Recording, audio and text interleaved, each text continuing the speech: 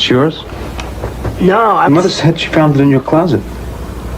I don't know. One of the guys must have... Must have what? Look, Dad, it's Where not... did you get it? Dad, Answer me. Who taught you how to do this stuff? You, all right? I learned it by watching you. Parents who use drugs have children who use drugs.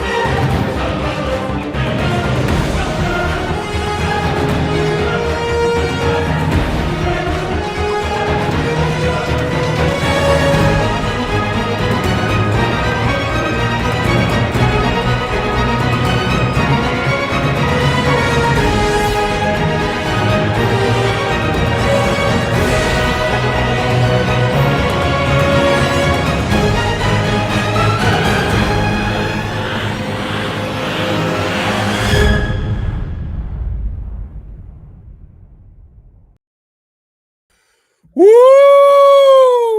Good evening, my friends. It's great to see you guys. Man. Fun shit. Man, listen. There's a lot of people in here more than usual, and I know why, and I'm going to address it. But make no mistake, I'm going to address it for the last time. Okay? Because I did make a Facebook post. I'm not on Twitter anymore. I did make a Facebook post, and I was very clear, and I stand by it. But I will address this verbally one last time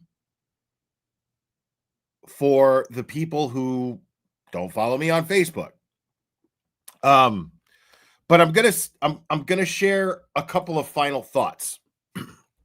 And the reason why I feel as if I feel as though I've earned that to do that, considering that I was considering that I had to basically break into to the backstage of a live stream last night. Which I've never done before. That's a first. I'm really glad that I got to do that. What a fitting place to have done that.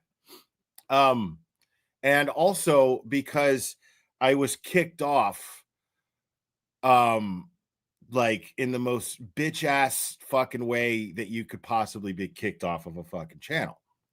Well, one of, off of a panel. Now, what I'm going to do is I'm going to say what I wanted to say, which I knew I would never get a chance to do there because the people who I was addressing last night are absolute cowards. Punk bitches. Yeah. Because they acted that way. Now, I will give James Jackson some grace. James Jackson gets some grace with me. He made the effort to text me last night. It was very kind. I was respectful in my response, but I was also very clear in my response, and I stand by that response. Let me get into this real quick before we get started. Joel, thank you so much for becoming a YouTube member. I appreciate it. And Carla Maria gifted 5 memberships. That's amazing.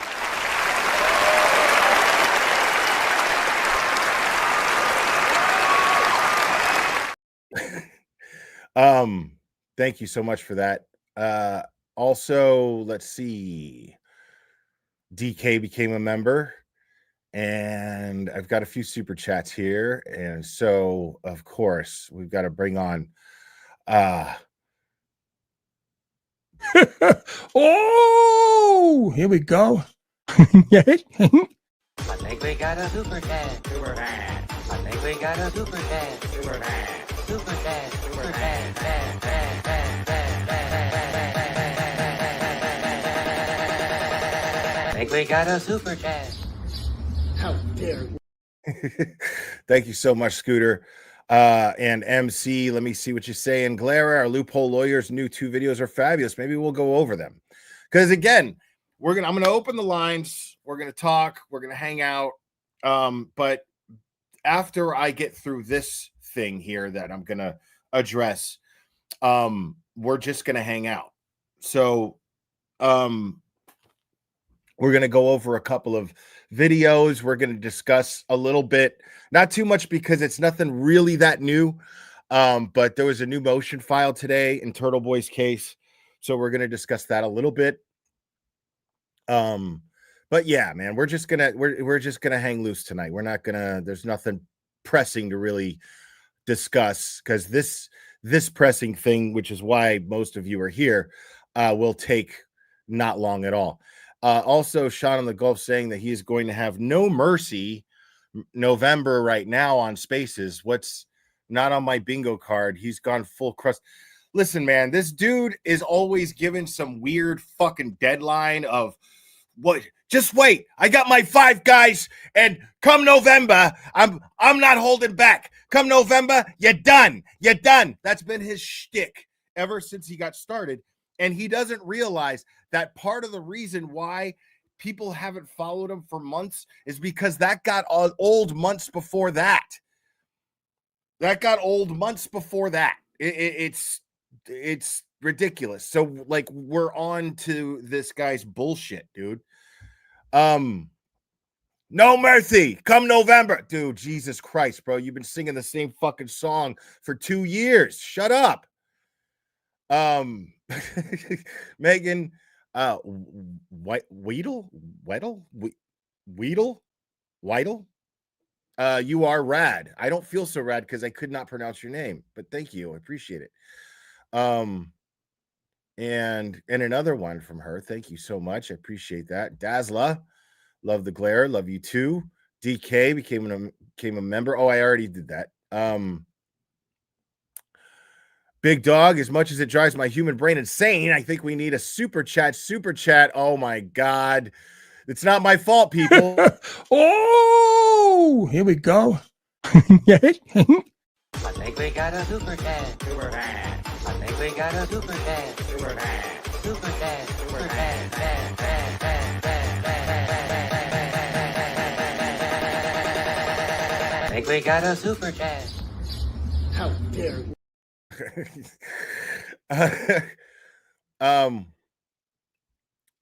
And Angel Mama became a member. So did Carissa. Thank you guys so much. They are all on Spaces right now debating whether Meredith is a victim or not. Okay. Yeah, I mean, listen, gossip from Twitter for me to address it.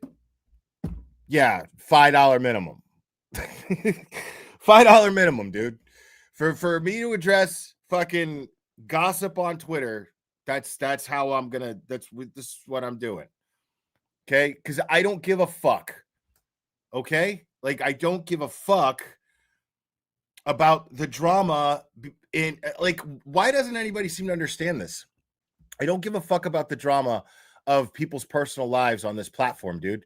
I just don't. The Glare Hollywood Hogan, the Wolfpack out of line. Okay. Thank you, though. Excuse me. So listen, and the reason why I say punk bitch is because this dude he went for the lowest hanging fruit. Okay. He got all fucking ass hurt because I said that they were a drama channel while I was in Nurse Kim's chat. Nurse Kim was, of course, addressing and within her rights to address everything that she had heard that people were saying about her. And although my recommendation usually when people are doing that is just to be like, okay, whatever. you know. But I'm not always I'm guilty of not following my own rules sometimes, you know, like we're human. Sometimes we're just like, fuck, you know what? So, you know, but no matter what, if I know that person is my homie and I always have their back, I'm gonna be there to have their back, you know. So of course, and she was right in everything that she was saying. She was absolutely in her rights to everything she was saying. Thank you, Megan. Thank you so much. She was absolutely within her rights to everything that she was saying. And so I stand by Nurse Kim 100%. She's fantastic. She's a saint, for fuck's sake. She's a saint who drops F-bombs. I mean, that's Nurse Kim. She's amazing. In person, she's even nicer. So it's like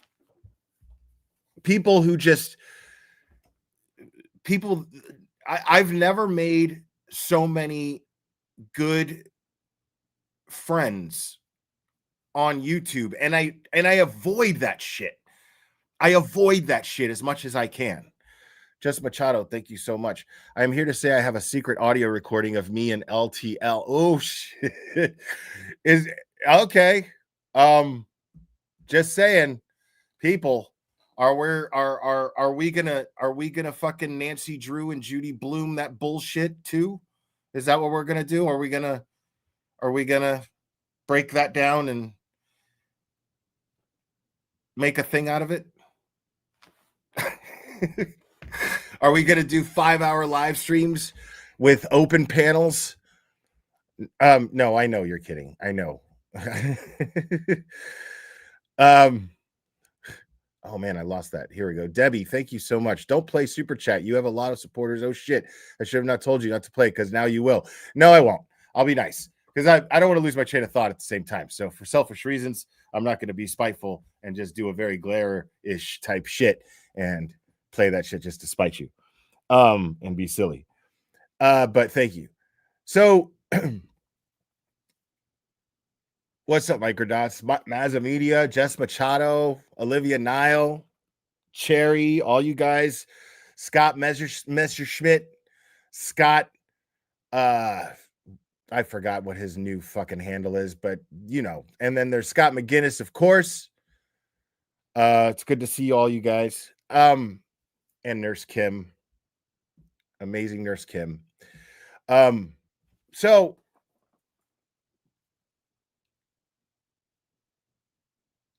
let me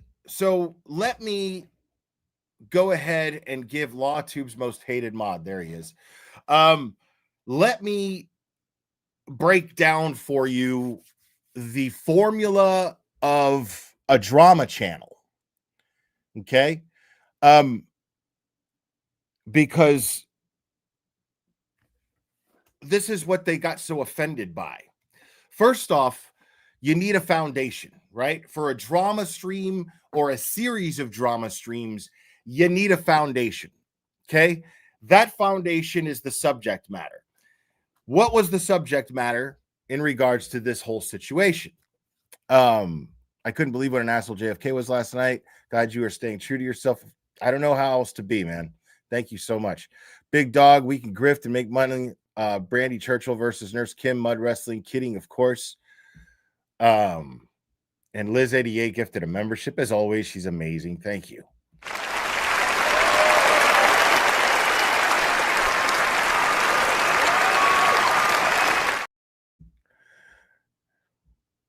Now,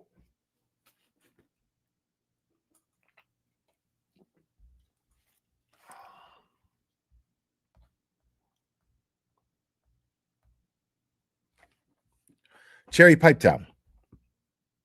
I know exactly what I'm doing here. So let me break down what the formula is for a drama channel. First of all, you need a subject, you need a foundation, which is the subject matter. The subject matter, if you are a true crime channel, if you are just an entertainment channel, that's fine too, but it becomes more specific. Okay. Miss Peachy's gifted 5 memberships. Thank you so much.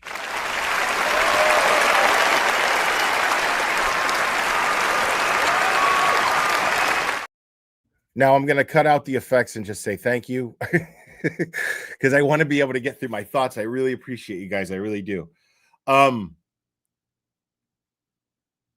So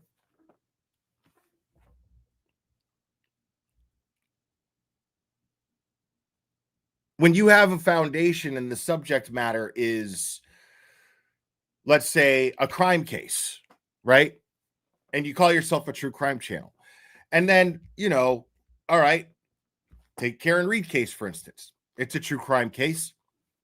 So if your subject matter is, let's say, Karen Read, motions that were filed, you're going over them, you're discussing them, you're discussing the ins and outs of an investigation, you have a guest on that has professional insight in these things, or you even just have a guest on who feels just as passionate as you do about getting to the facts of the case, then you are, by definition, a true crime channel. Now, if you start talking about the Karen Read case, which is a true crime case, but you start talking about a rumor that has taken place, and then you start speculating as to whether or not a private conversation between people who just happen to be involved in these true crime cases, who have high profile names, all of a sudden, because they are high profile in the subject of these things, then they cease to be human, apparently, because they cease to have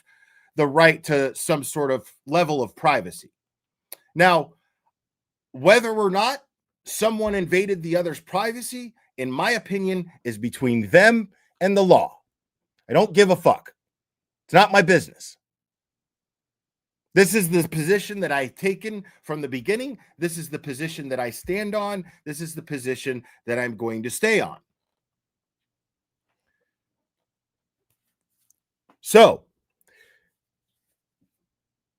when you discuss things like that, which is basically boils down to private, behind the scenes, real life issues between two people. Because I can honestly tell you that I don't care any more about those two people's private lives than I do about any one of yours. I can honestly say that. And for some reason, I was made out to be the flawed character in this because I felt this way, right? Okay. But moving on, when that subject matter is basically drama between two people that have nothing to do with you,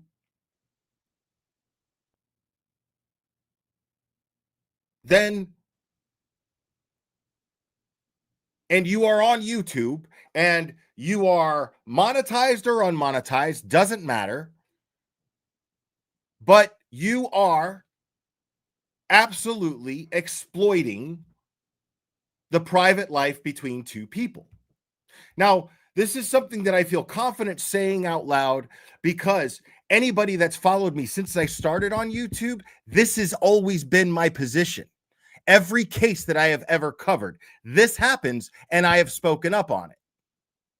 Every single case. Cherry can confirm that.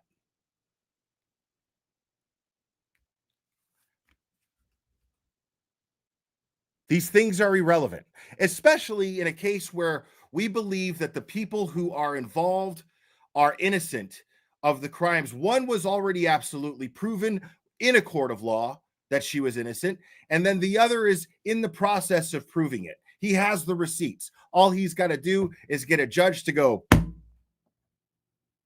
and it's over.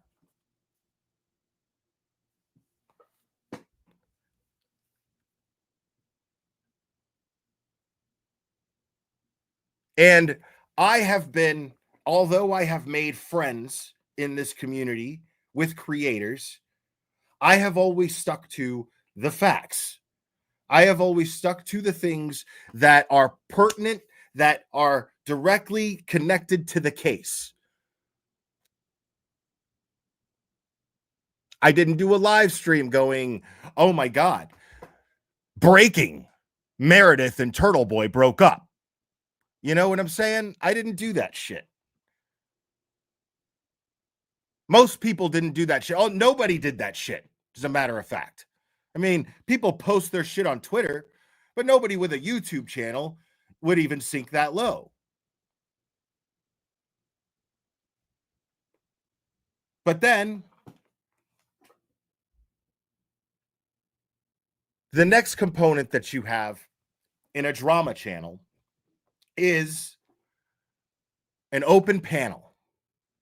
Now, the open panel thing is fun because make no mistake, the drama channel, when done correctly, is an absolute calculated, strategized process. Make no mistake about it. It absolutely is. You open your panel, and what you do, you become the platform. You're the one who gets the box office sales. All the money comes through you. You open your platform because there's people who just gotta tell their story. And you're the one with the drama channel going, okay, well, come on up. Tell your story. Let's hear it. And you have many different people. And then they start cussing, yelling at each other. The chat is going crazy. The chat just wants to give their money. Take my money. And they start, and the person, the host of the show, is most likely just sitting back most of the time. And then directing the shit where he wants it to go.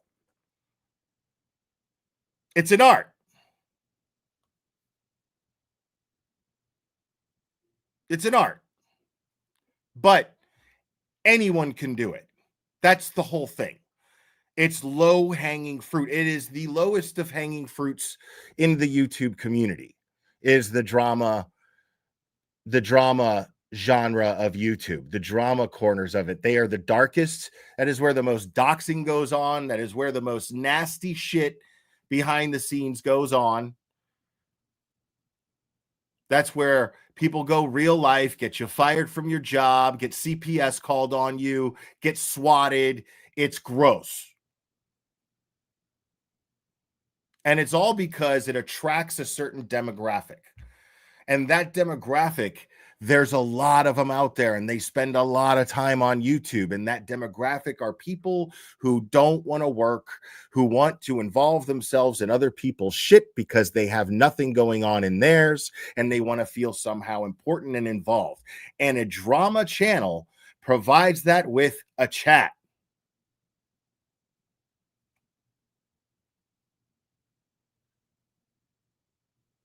And that chat feeds right into it. While the host of that show is just watching the super chats roll in, because that person who's super chatting just has to have their thought read out loud. They have to put in their 2 cents. I can't believe that person had the nerve to say that about your daughter. Oh my God. If I was that woman, I would do this and this and this. And they just have to show that because it's always going to get highlighted. Because you always got to show gratitude when people support you. Now, whether that gratitude is genuine or not, that's a whole nother conversation. Big Dog, thank you so much. What made you come into being neutral? Sorry, probably did, but as before. Because I was already fucking neutral, dude. Sorry to yell at you, dude, but that is... Man, and I hate doing that when people fucking are nice enough to support, but Jesus Christ, dude.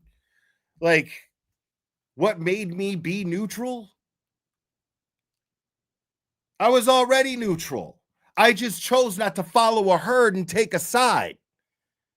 That's all.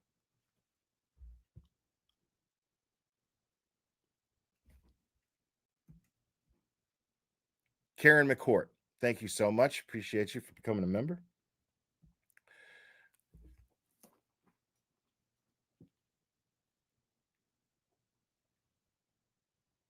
It's absolutely possible and okay to be on social media and not worry about other people's personal shit and not feel the need to get involved. It's perfectly okay.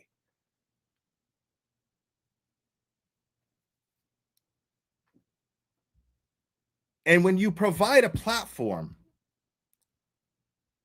for a subject that is designed to split this community, one of the strongest bonds of a community that I've ever seen. I have talked for so long about and repeated so many times how grateful I am to be a part of a community for that reason. Thank you, Mana. Thank you so much. Mana, you know these YouTube streets. Yes, I do. Remember for 15 months. Yes, I do. I know this game very well. Like, this is what I've done. This is what I've done for fucking 6 years, is I've called out drama channels pretending to be something else. This is what I've done for 6 fucking years. I took a very, very long break from that following this case because I finally became a part of something that was way above that shit.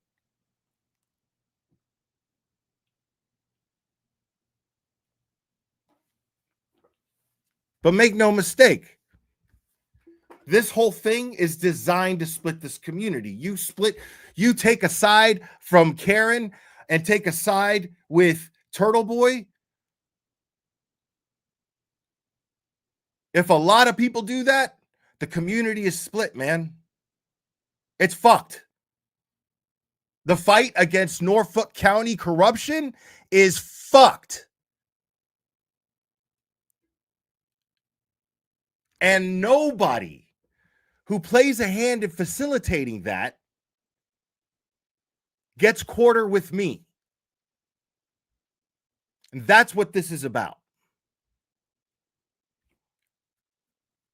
That is exactly what JFK did.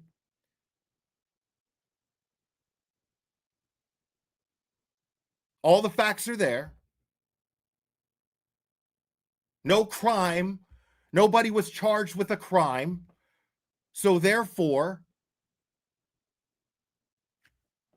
this was a situation between Turtle Boy and Karen. If you support either of them or both of them, what you owe them at a minimum, what naturally comes with that support, is to stay on task to what is important here. The reason why we have gathered the way that we have to support either or both of them is because they were unjustly charged by a corrupt local government, the same corrupt local government.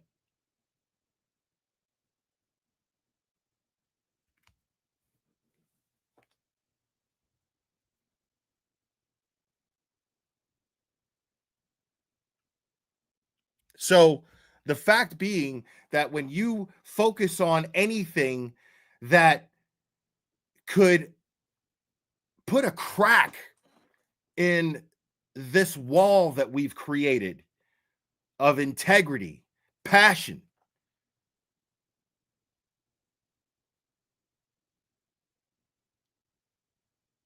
like exploiting a personal issue, that by doing so and gaining enough traction and enough exposure, you can absolutely be the bridge between Twitter and YouTube that splits this community right down the middle and weakens it, makes us 50% from 100. And make no mistake, that is exactly what JFK did,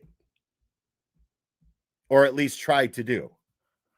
I'm here hoping, pleading that you see through it and stay on task on what we were here originally to do.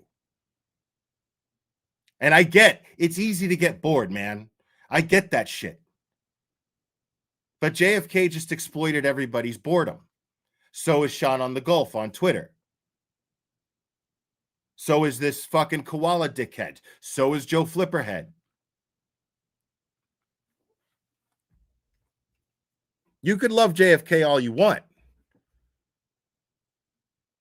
But after this stream, he's not to be mentioned in my chat at all. I think that he is absolute poison to this community. 100%. And I just explained why. And it's indisputable. because all you have to do is go back and watch. It's all you have to do. And these are people like, I hung out with these people, dude. You know what I mean? Like, for them to just try to pit people against each other who they've hung out with, people who are passionate about this, who feel like they're doing something very important, some of us for the first time in our lives, man. And to pervert it like that by trying to pit us against each other is disgusting. And in my opinion, it's unforgivable, which is why JFK, anybody on his crew, will never have quarter here. They are nothing to me. And the fact is, man, this dude, he was, he showed how he really is. He resorted to threats twice. And he said,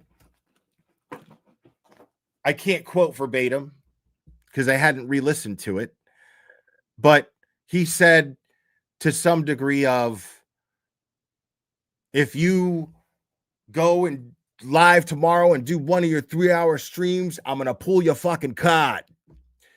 Well, I don't give a fuck what that means. I don't know what it means, and I don't give a fuck what it means. And I might just spend 3 hours doing this, but I have no desire to. I didn't really have a desire to do this today. But I knew that no matter when I was going to go live, the chat was going to fill up and they're going to expect some kind of response. And I'm choosing my response to just say exactly what my observations are and why this is something that should not split us up at all. And anybody who not only facilitates things that are to split us up and could split us up, but exploit it. That's the kind of thing that I just won't tolerate. I don't abide by that shit. I just don't. And so I separate myself from people like this. And I don't know what his threats mean. I don't know, I mean, he can't do anything to me online that hasn't already been done. If he's threatened physical violence, I don't really give a shit. You know what I mean? Like, I'm not a tough guy by any means, but I'm not scared of anyone. I'm too old and too experienced in life to be scared of anything anymore. So, and I'm not going to be intimidated into not talking. And I'm also not going to be baited into a online drama feud. Because, as I said, this will be the last time I address this. This dude can go live and talk about me. He can say whatever the fuck he wants about me beyond this. Make me all his content if he wants. He's perfectly free to do that. And I'll just be flattered. But I want nothing to do with him. I will not be involved in any type of event that he's involved in. I will not be involved in any type of camaraderie online that he's involved with. I'm not telling anybody to take sides and say, oh, well, I'm telling you that everything that I just said is fact. Go watch a couple of channels in the drama community. I'll give you a couple recommendations that you can go check out for yourself. Tell me if it was any different than what you saw on the JFK show in the last 2-3 days. I mean, I'll give you a couple of drama channels right now. The formula is all there.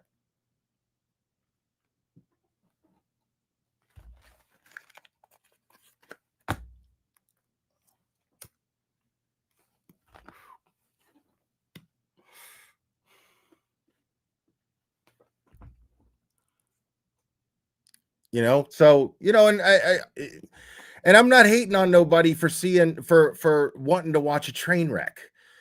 You know what I'm saying? But it's such a fucking destructive distractor. And it's the stupidest thing to fall for. when it's in a community like this where we're trying to get something done and we've gotten so much done already. You know what I mean? Like, it's crazy to me. It's so crazy to me that we would fall for something that's stupid.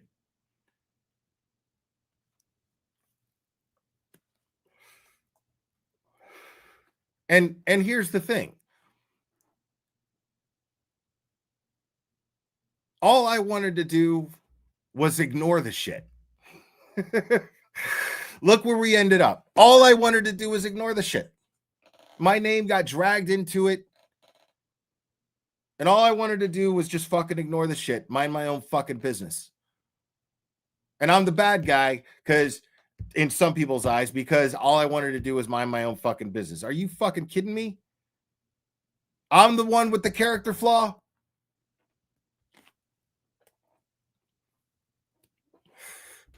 Right, because you're like the opposite of a fucking retard, Olivia. I mean, it's so crazy. And I mean, and these guys, they're fucking high school girls, dude. Yeah, I said that shit.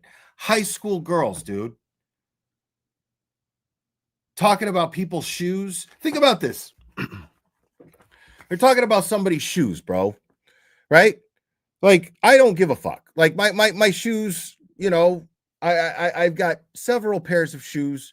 Some are nice, some are just for walking long distances for comfort. They're just, you know, some are for lifting. I've got several pairs of shoes. They vary in price.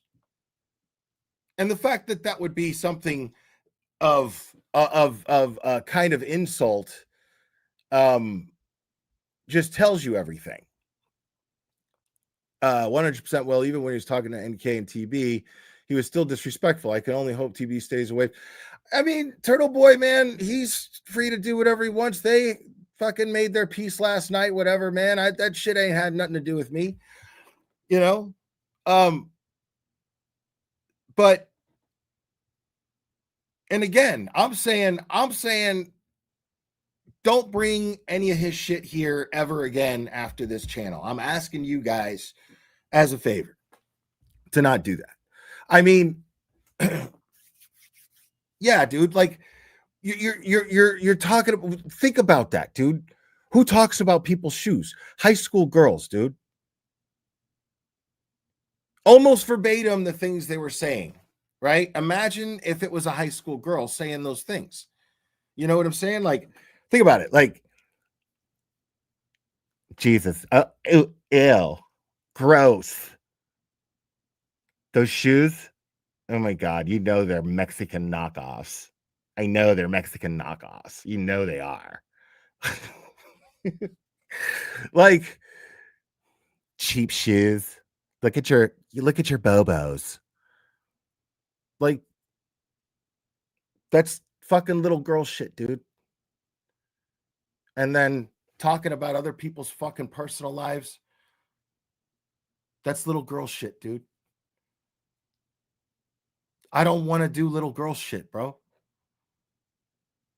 That's what this boils down to. I don't know how else to put that anymore.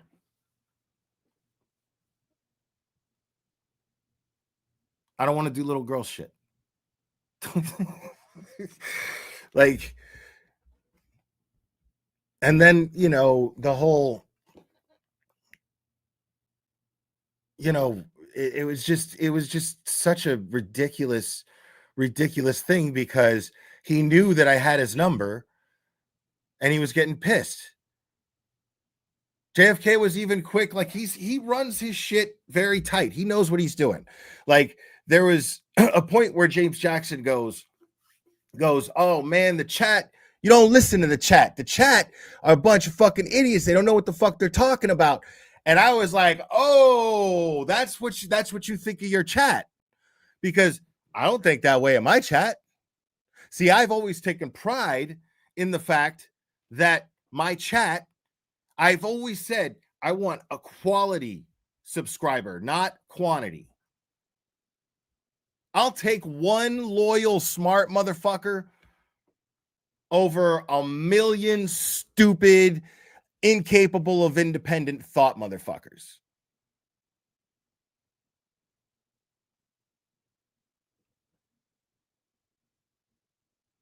Absolutely 100%. I don't know how else to be. Dr. Sarah, thank you so much. Chat, if you actually believe Carrie and Nick Rock are actually in JFK's chat, you need to go get some. Who cares? But she paid $5 to tell the chat that, so right on. And Beagle Rescue Bomb came a new member. Thank you. Appreciate it.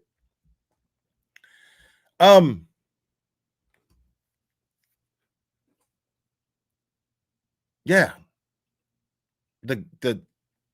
It's just right. Everything was you had a problem with this person trying to bring up anything he was so desperately trying to find something to snag me on because he couldn't face the fact that he was running a drama channel.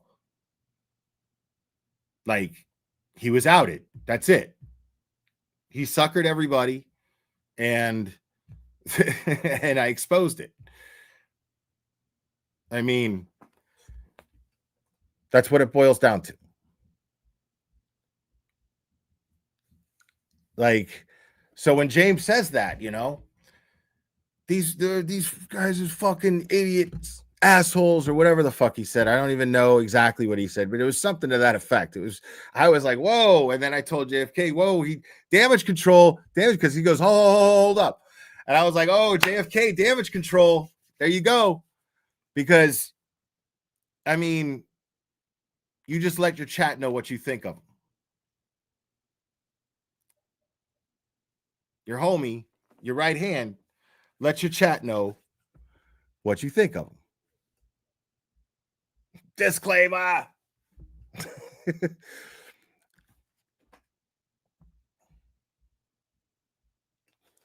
So, to me, and the reason why I feel so passionate about this is because I've seen it happen with every other crime case. I've seen it happen. Every other crime case, the drama takes over when there's a lack of developments, and then the drama becomes a cancer and eats up the facts. Everything, the waters become muddied once that happens. And go back and watch every fucking live stream I've done for the last 6 years, and I'll tell you, you will see me talking about the very same thing. This is what I've always done. I have spotted this, and I have pointed it out, and I have called it out. And the reason why I do is because I actually give a shit about justice.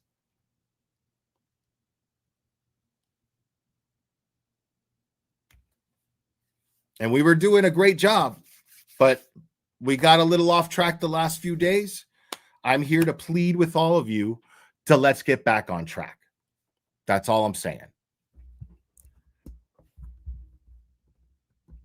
But anyways,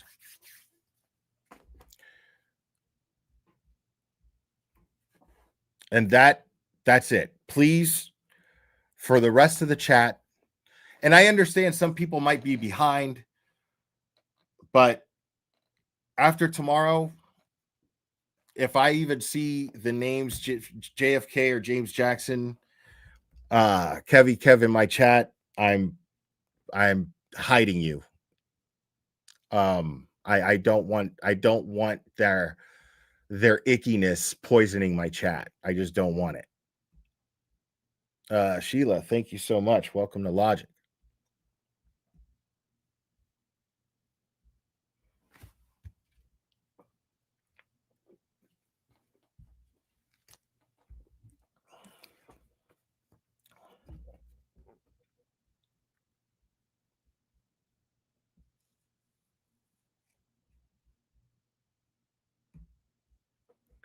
All right, so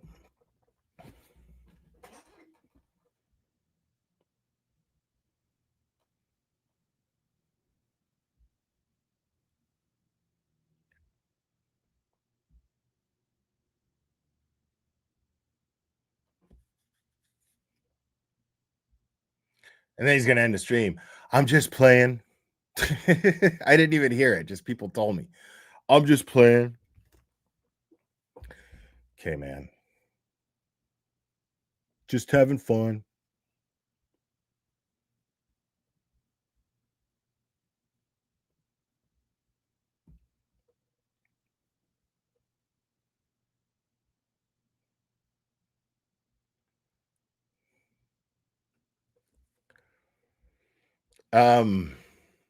You know what we're gonna watch? We're gonna watch Bettero on Justice Serve TV because I haven't watched that yet.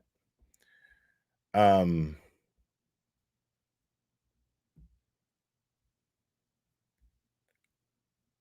so let me tell you guys, man.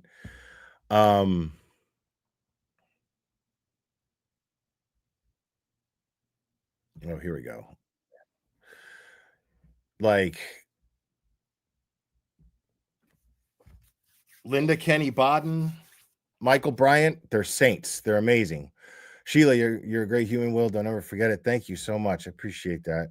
Megan, thank you again. Off topic, but what still has me confused is Jen McCabe herself didn't kill John. It wasn't her home. So why do you think she played such a role in the cover-up like she did the most? Okay.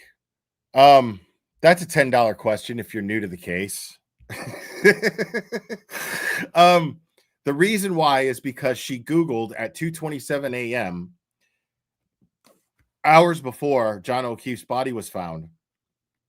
And after Karen Reed was accused of hitting John O'Keefe with her vehicle, she Googled how long to die in cold at 2:27 a.m. So yeah, that's pretty telling. So she was basically in on the cover-up. And there's 2 trials where she testifies and lies through her teeth the entire time during cross-examination and direct examination. You can watch those. Those should answer your question as to why people think that she's so involved in the cover-up. I'm going to give you grace because I'm guessing you're kind of new to the case. There's nothing wrong with, listen, it's just funny because like when in this chat, it's rare to see someone who doesn't know that. So that's just all it is, but we welcome anybody who has questions. Like that's anybody who has questions about the case. Encourage everybody. What are we doing? We're spreading awareness, right? So why would we not encourage people to learn more about the case when they come around?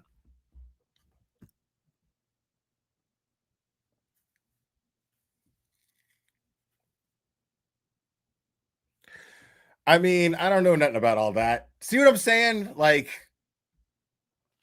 I don't know nothing about all that shit, dude. Like, what do you want me to do with that? You want me to run with, you know what I'm saying? That's why I ignore stuff like that. Like, dude, the swinger thing is the stupidest fucking shit I have ever heard in my life. The whole swinger theory. First of all, the swinger theory is 150% irrelevant. It's not even a means for motive. Unless there's like everybody's caught up in a whole swinger fucking web, but that wasn't going on. Dude, listen. I met Karen Reed. Never got the pleasure of meeting Boston police officer John O'Keefe, but I met Karen Reed. And I'm trying to tell you, my Cosgrove antenna is telling me the whole idea of being a swinger is the furthest thing. It's not even these people go to church, like it's just not how she was brought up. It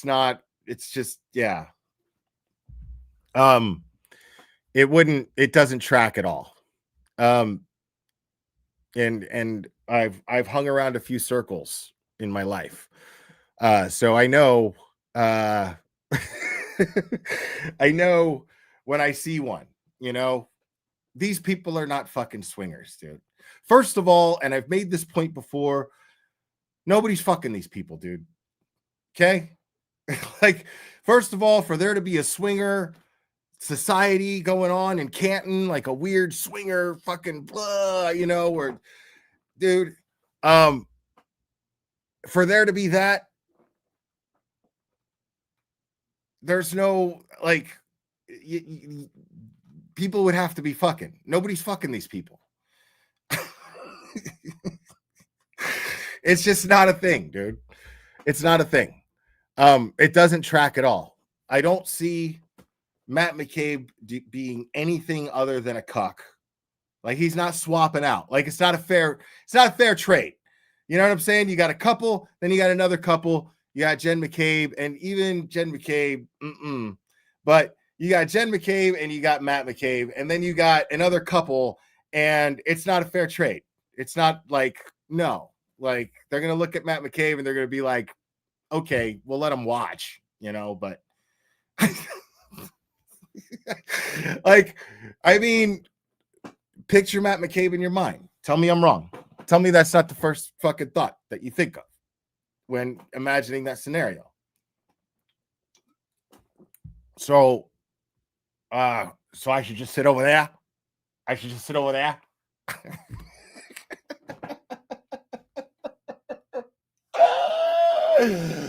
Oh my God, dude.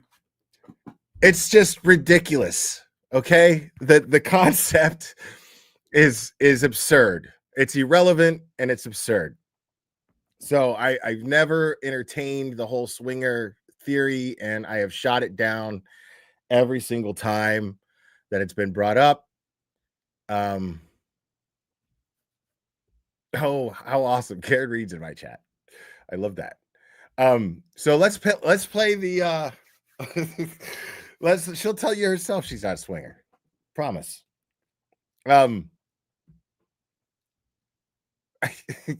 Let's play this this Bettero, because I want to see, the mighty Mark Bettero, my homie. I want to see him talking to Linda Kenny Bodden and Michael Bryant. I love them. Like, three of my favorite attorneys and people.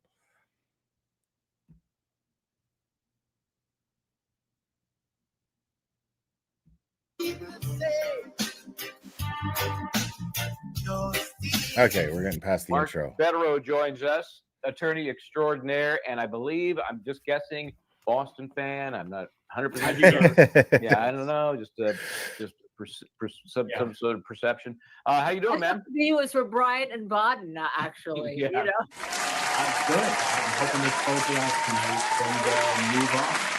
Yeah, I'm very glad that they won, because then you're in a better mood today. Otherwise, who knows? Who knows what we would have we'll got. see in 2 hours where that goes.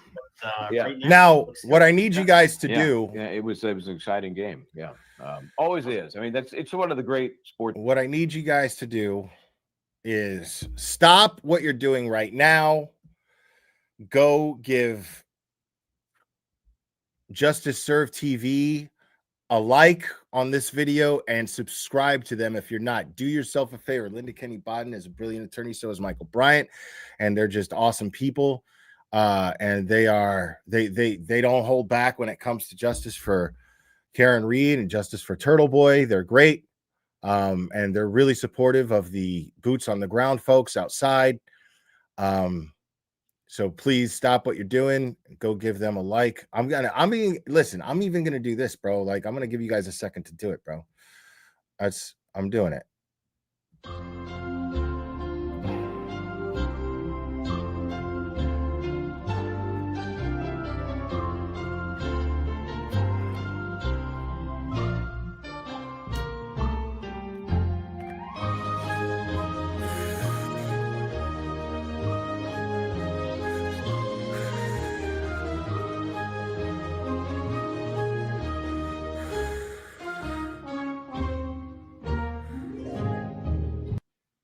Okay, I love it.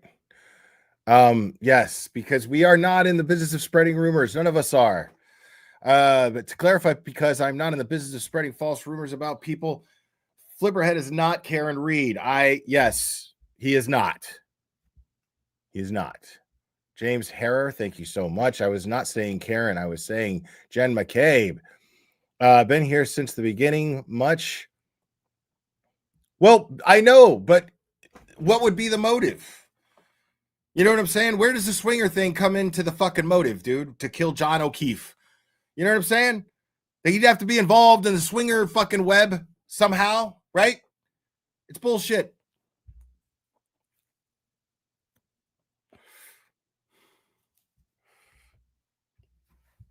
It's so funny. Hold on.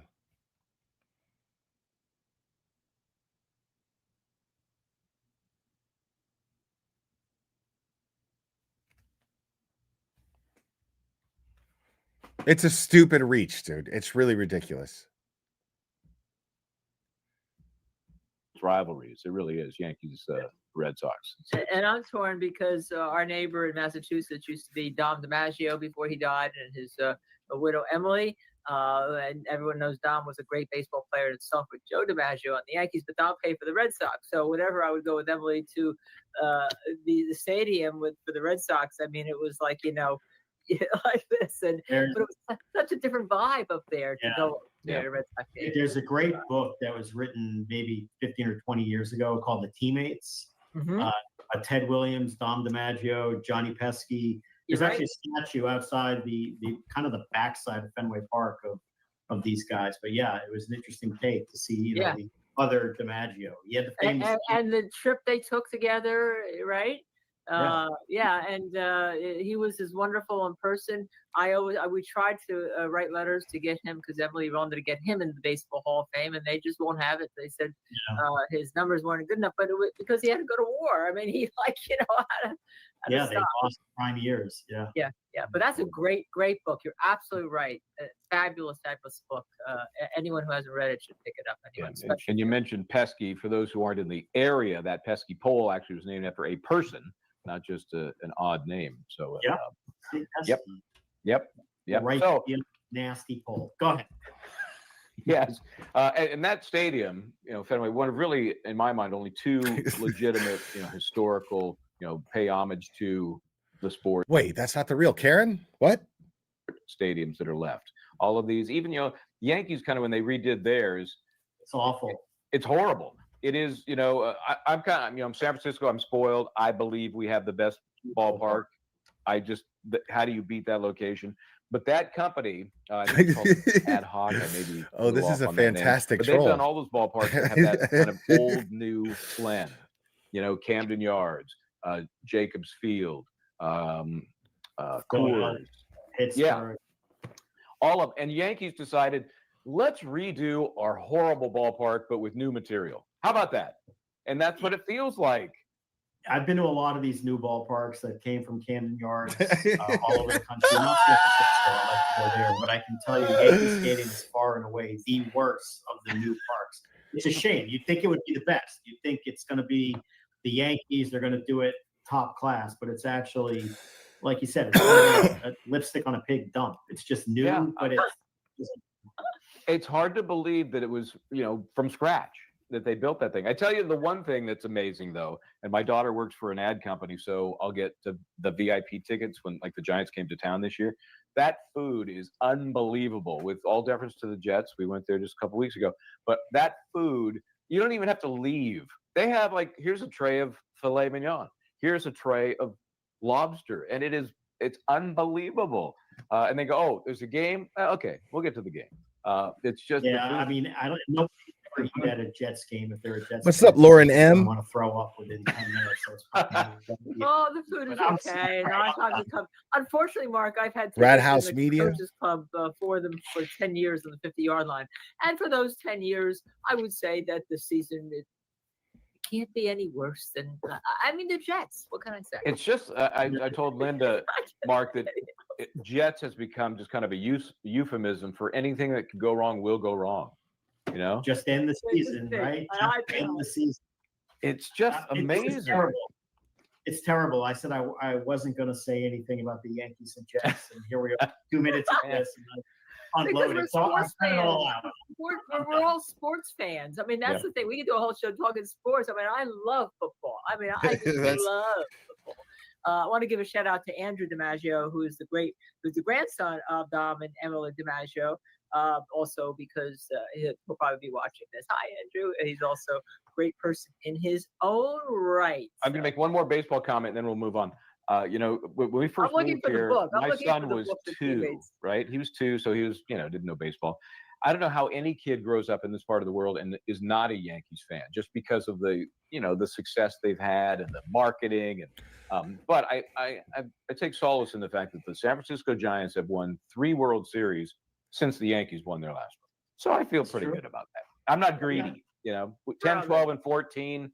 It was an amazing. Fort Linda. I'm looking for the book of teammates I have up here somewhere. I'm looking for the like this conversation has been going on for 7 minutes, and it's all about sports and the Yankees, which is awesome. Like, I don't follow sports, but I love to hear Mark Betterow talk about sports. Hearing him and Mazza was one of my favorite conversations. Like, the conversation between him and Mazza Media, they just went on, and I was like, I love this. Because like, really, like, the thing is, like, Mark is like the best fucking dude to go out and get turned with, dude.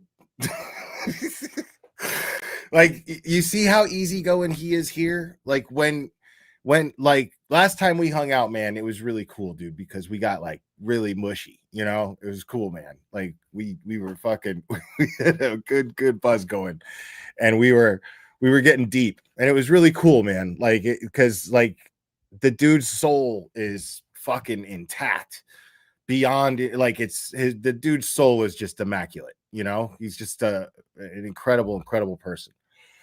So everything that you hope, those of you who are just like Mark Betterow fans, the mighty Mark Betterow fans, like, everything that you would hope he's like in person, I'm here to tell you with everything that I have, that he absolutely is. Like, right, Olivia. I mean, that's it. That's it. This is the best effing dude, period. He just is. And, like, when he posted that about Olivia, like, take that shit as gospel. Because this dude right here, he doesn't bullshit. Like, he just doesn't. Most honest lawyer I've ever met in my life. Like, he is like, he's the opposite of what the cliche lawyer is, except when he's in a courtroom, in the sense that he is a fucking litigator. He knows, he puts things on record. He's just badass at what he does. And he doesn't have to undercut, and he doesn't have to cheat, and he doesn't have to, like, he actually, knowing this dude, one of the coolest things that I've taken out of following all this stuff, guys, I have to be completely honest with you. One of the coolest things that I've ever taken out of all this stuff is a better understanding of the law. But the bonus to that is I gained that from developing relations with really ethical and passionate lawyers. Karen Reed's team, incredibly inspiring. Bob Alessi, David Yannetti, Alan Jackson. I mean, these guys are superheroes. They are fighters for justice. Absolutely. And the Matas and Runkle and, of course, the mighty Mark Betterow, Tim Bradle, Andrea Burkhart, Melanie Little, the list just goes on and on. Rakeda, like, I mean, everybody, dude, like, it's been amazing to, like, get to pick all of their brains throughout this process. like no law school could give you the education that spending enough time talking and listening to these folks can give you. You know what I mean? Like, I'm not saying you could, litigate better than a lawyer. I'm just saying, like you're to get what lawyers are really meant to do and what they're not meant to do. Like, you have your Ken Mellos and your Hank Breenans and your Adam Lalleys and your Robert Cosgroves. You know what I mean? So you have these and in contrast, and this is a hell of a thing to see. And then you have people with these channels, Linda and Michael, being people that I've been able to pick their brains and just talk to and just, this has been the most amazing experience. Yeah. Like, again, forgive me for seeing that for what it is and then naturally comparing it to something else that is so below it, and not wanting anything to do with it. This is the best thing that I've ever experienced, and I'm just not going to squander it.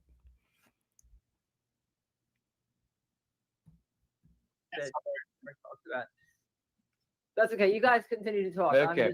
I'm So you guys won in 15. When did you win last? 12? Us? No, we won 12. Yeah. When? 18, 13, 13. I knew it was one of them in the role there. Okay. 2004. Yeah. Kind of that. Yeah. Anyhow, Mark Better doesn't need any introduction, but I would like to introduce him because on reading his webpage, he is what a prosecutor who's turned defense attorney should be. He was an ethical prosecutor. He was a great prosecutor. He's an ethical defense attorney. He's a great defense attorney.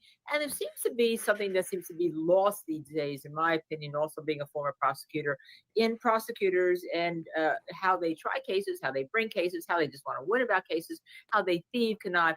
Okay, I have some prosecutor friends who are really good, but I haven't seen many lately that I like. But Mark, and this is on his website, but I want to cover it in case they receive worldwide Linda attention. said, I haven't seen many prosecutors lately that I like.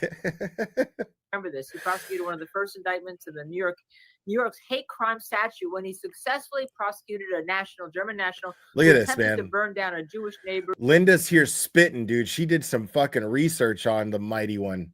I love this shit. Let's really good.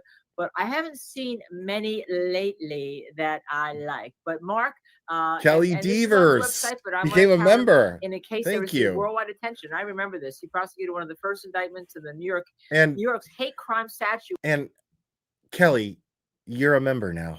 Smile, okay? Everything's okay. When he successfully prosecuted a German national who attempted to burn down a Jewish neighbor's apartment in a Manhattan high-rise apartment building. How apropos these days, we see.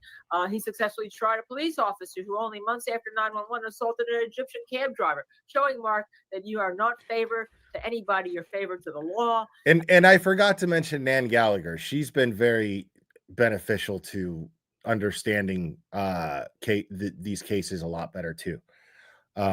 She's been great.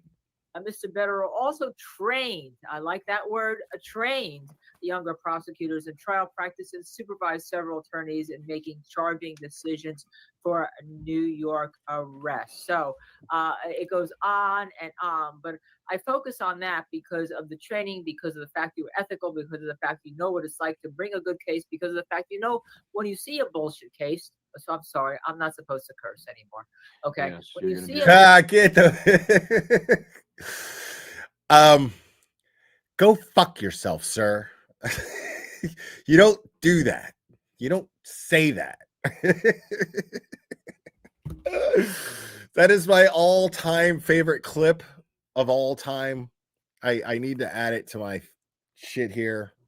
I have to find it. Go fuck yourself, sir. You don't say that. I'm timeout. case, did a timeout. And that's another reason why we are so happy to have you on. Thank you. Let me ask you, that leads into this first question, and we've asked it of Melanie Little, others we've had on. What was it? Why law? What happened? Where did you make that decision? Well, once it became realistic that, becoming a starting center fielder for the Red Sox was not realistic, it was pretty early, for some of us. You have to figure out what you're going to do. And I've always kind of been a talker, if you will, and intrigued by law. Those are the kind of shows that I used to like growing up. So it just kind of seemed like the right thing to do, and it just goes from there. I mean, it's a great choice. I enjoy it, and I had a pretty good idea relatively early. That's what I wanted to do once baseball player was not an option. Yep. I understand that. I get that. I mean, baseball is, as a short white guy myself, baseball is the saving grace for short white guys. So I clung to that for a while myself, and then I lived it through my son, who made it at least through playing in college, and he works for the Pittsburgh Pirates. So I got a weird conflict there, and that's another beautiful ballpark, by the way. It's a lovely ballpark. PNC Park. Michael Bryant keeps fucking turning. He keeps steering over to baseball. Maybe number 2, where it is on the river there. It's amazing. That may be the nicest one. Which I think is awesome. Yeah. I think it's hilarious. And again, same construction company. So let's talk about the construction of the cases you've been involved with, and obviously, or destruction, maybe there's deconstruction or destruction. What brought you to first? For those who don't remember, you applied pro hac vice to enter the Karen Reed fray, and the court found there was a conflict, and then you ended up representing Aidan Carney in his situation. How did you come to that intersection, Karen Reed, Aidan Carney? Well, I'm from the area, so I, was vaguely familiar with the case, like many other people, but only in just flipping newspaper pages or looking online. It seemed like, I think to most people, just a sad case of drunk lady ran over her police officer boyfriend. That's sad. We'll see what happens. A friend of mine who's also a lawyer, who still lives in the Boston area, was asking me, "Do you follow this?" And I said casually. And he actually started sending me some tweets of a local Massachusetts lawyer who it was some of the most offensive thing I'd ever seen on Twitter for a lawyer to say, just about Karen Reed's civil rights or lack thereof. And I just started responding to that. It was so offensive. Yes. Melanie Little is covering the Walsh case tomorrow, I believe. Tomorrow morning at 10 a.m., I think. I didn't take a look at the date. I just assumed it was tomorrow morning at 10 a.m. because I saw the post before I went live. But I'll be talking about the Brian Walsh case too. I couldn't help but not bite my tongue and just kind of respond. And somehow, for some reason, that got the attention of some of the content creators, I guess is the word they use, who started inviting me on and asking about the case. So I followed it a little more. And, as Linda said, having that kind of background and experience, once I kind of had my interest picked in the whole fiasco, it didn't take that long to at least see serious red flags and concerns about how flawed this appears to be, whether Karen had done something or not. There just appeared to be so many flaws and problems with the case. So when I started having strong opinions about that and explaining why, I assume my background as a Manhattan prosecutor helped, whatnot. And I just started talking about it more, became more interested, and eventually got retained by Aidan first. And then, as time went on, was asked to join, Karen's team maybe a few months before the trial. That obviously didn't happen. but that's how that all unfolded. It seems to me that Judge Cannoni didn't want anything that would help Karen Reed, and I referred to your being pro hoc DJ. I referred to her decision on Michael Easter, along with other decisions, but those two to me stand out as really big ones. That hey, here would be another Oh, okay, attorney yes. coming in on her behalf. I appreciate the correction. Thank you so much, Sharon. I don't want to mislead anyone. She's covering the Kelsey Fitzsimmons. I think they're oh God, I don't want to misinform. But I know it has something to do with her bail. Somebody filed some motion and they're gonna argue the motion in regards to her bail, I think. Maybe get her bail reversed. I'm not sure, but go watch Melanie Little tomorrow at 10 a.m. I remember it said 10 a.m. Eastern, so make sure to do that. Here would be another great expert coming on her behalf, and I'm not having any of it because I was admitted in Suffolk County for the Aaron Hernandez double homicide. No issue. It wasn't any problems there. Well, what was interesting, in the affidavit that we submitted in support of my pro hoc application, obviously there was an issue on the surface that I would think any judge would potentially want to explore, given Aiden and Karen at the time. But what we had done was I volunteered. Well, I've never met Nick Rekieta, and I'm a little bummed out because I don't think I think that's there was an issue with some stuff as far as his behind this. As far as his channel, I have a history with somebody who is wrenched on his channel, and I guess they're very loyal to each other, and that's okay, and I respect that. The guy was threatening me in his chat, and I don't know if that has anything to do with why I haven't been in touch with Nick, but I have reached out to him, and now I'm not on Twitter anymore, so I don't really have a way to. But I really enjoyed the live stream I did with him. It was really fun, and I would love to do more. But I understand politics and how that can go. No hard feelings. No, not on civil law. I'm still cool with Kurt. As far as I know, I mean, the fucking interview was awkward. It was weird. Like, we made it funny. Rekieta made it funny. And then we went over a cooking video of his and it was funny. It is what it is, like it's, people, are gonna parody you and make fun of you from time to time. It is what it is.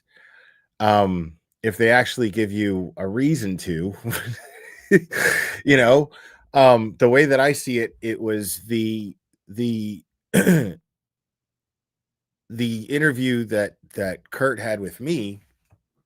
Oh, is he fighting with Nick still? I mean, that's between them, but the interview that Kurt had with me was really strange and awkward. It was pretty bizarre, and it was pretty uncomfortable. And I wasn't insulted by it or anything. It was just, it is what it was. And matter of fact, it was some parts of it was downright rude, but I didn't take offense to it. But at the end of the day, it was just weird and awkward. And then Nick Rekieta reviewed it and made it really funny. And so, but to answer your question, how did I meet Nick? Nick and I both talked about a case, a very controversial one, a few years ago. And honestly, he was a breath of fresh air because he was actually an attorney that was discussing the details of this case and what he was what he was taking out of it. Because a lot of the documents were always available. And the documents were available because the dad provided them to us. you know. So we were able to review them and talk about them, and the whole idea was to just get enough attention to where people would demand justice, or at least an investigation, and get, you know, mainstream media's attention on Collin County's family court system in Texas. But it just didn't get the traction, and Michael fucked that up. So the dad, he fucked that up real bad. But both Nick Rekieta and I talked about that case, and we were very candid about our position on it, and we just never actually interacted with each other about it. But I loved his take on it. He was great, and that's how I first knew Nick, and then he started talking about the Turtle Boy Karen Reed stuff, you know, and then honestly, he just reached out after the interview with Kurt to invite me on, and that was really cool. It was fun. It was one of the funnest streams I ever did. Honestly, it was really easily one of the funnest streams I ever did.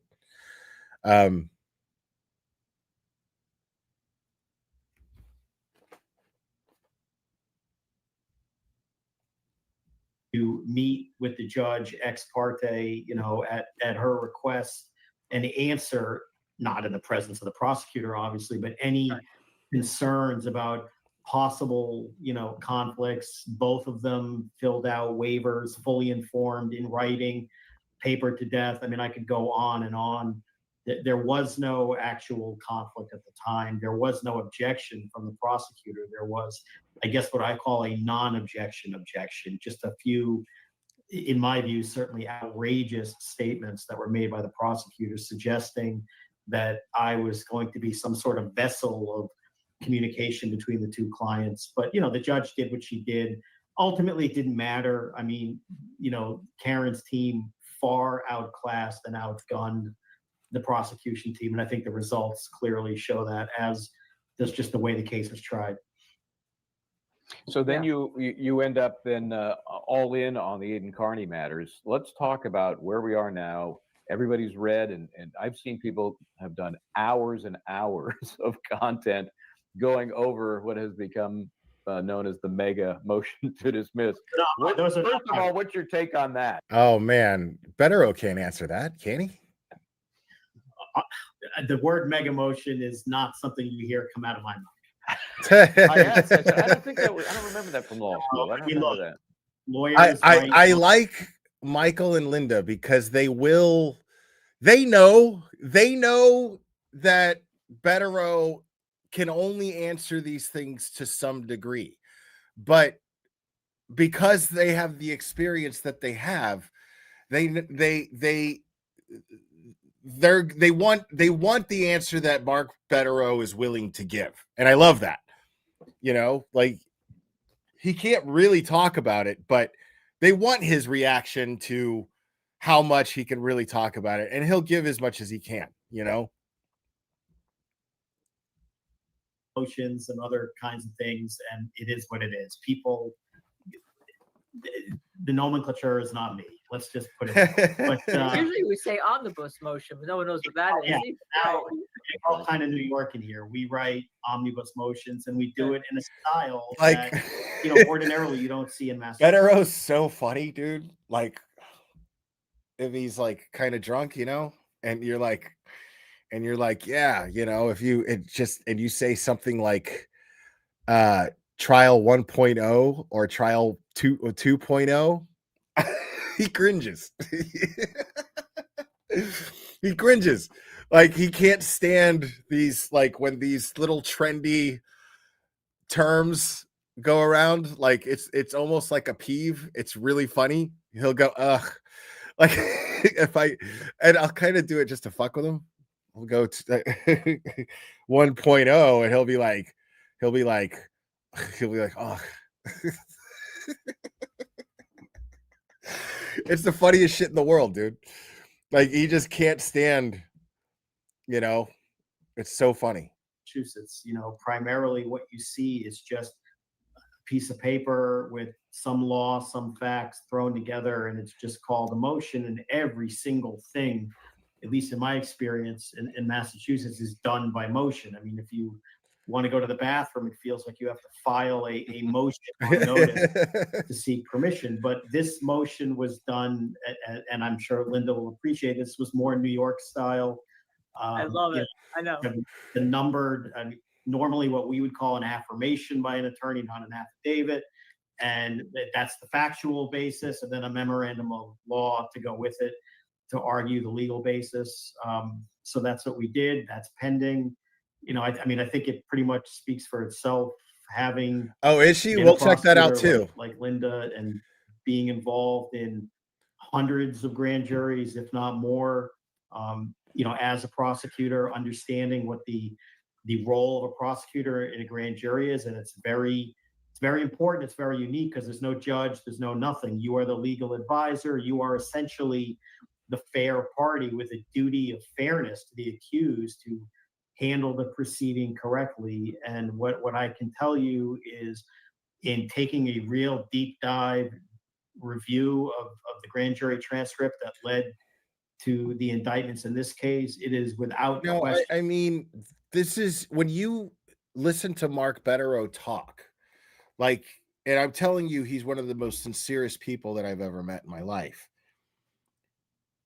Whenever you hear Mark Betterow talk about these things, it's always about getting to the truth. It's always about getting justice. Like, he's extremely peeved and very focused on what is clearly an injustice and a violation of someone's rights.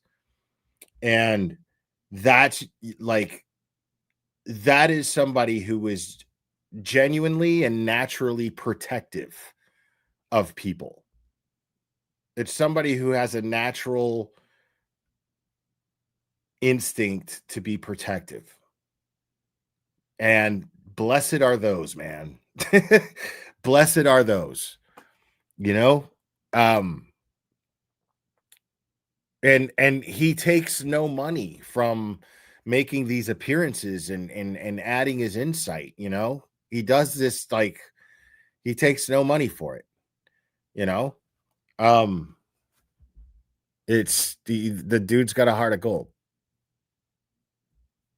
In the most disgraceful grand jury presentation I've ever seen, both in terms of prosecutor and police behavior. It is just littered with false testimony, littered with misleading testimony. It appears that the prosecutor had an allergy to giving curative instructions when there are things that ought not to be mentioned, uncharged bad acts that are just admitted without any rhyme or reason. No curative instructions informing grand jurors what the possible. You know, I almost named Clubber YOLO just to annoy Cherry. That's how fucking petty I am. Like, I thought about it, but I fell in love with him so much that, like, the whole idea of naming him anything other than something that was just fitting and adoring to, you know, the both of us, like, it just, he, like, his name was Clubber, you know, when I, you know, me being such a Rocky fan, and, you know, but Cherry hates that word. I mean, I hate it too, but it would have been worth it to me to be like, YOLO, YOLO. Come on, buddy. YOLO.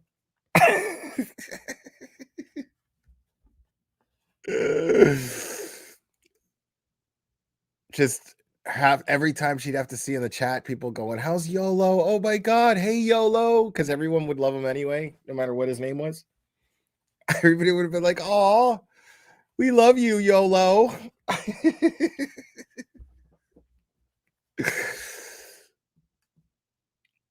But Cherry loves cheese.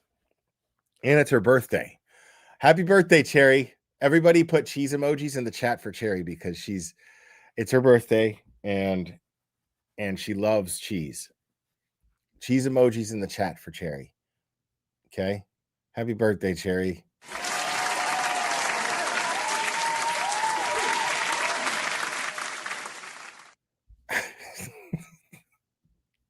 Penalties are for an uncharged crime up to 5 years prison. I mean, who the hell has ever heard of any prosecutor doing anything 10% of that, never mind what occurred here? So, you know, on top of all the late disclosure, the non-disclosure of evidence, I mean, so in essence, what we're arguing is that the whole thing just is so rotten to the core that, you know, fundamental fairness requires that the whole thing just be thrown out. Talk to me about, because I think that the whole witness intimidation statute, and I think you touched upon this, is unconstitutional in Massachusetts. I think absolutely. And the top court, which everyone love that shit, dude. I love that shit. That is 100% true. Chapter 28, section 13B is absolutely unconstitutional. Like, it's insane. It's insane. And it's being weaponized to basically terrorize, to basically police state the town of Canton. It's fucking crazy.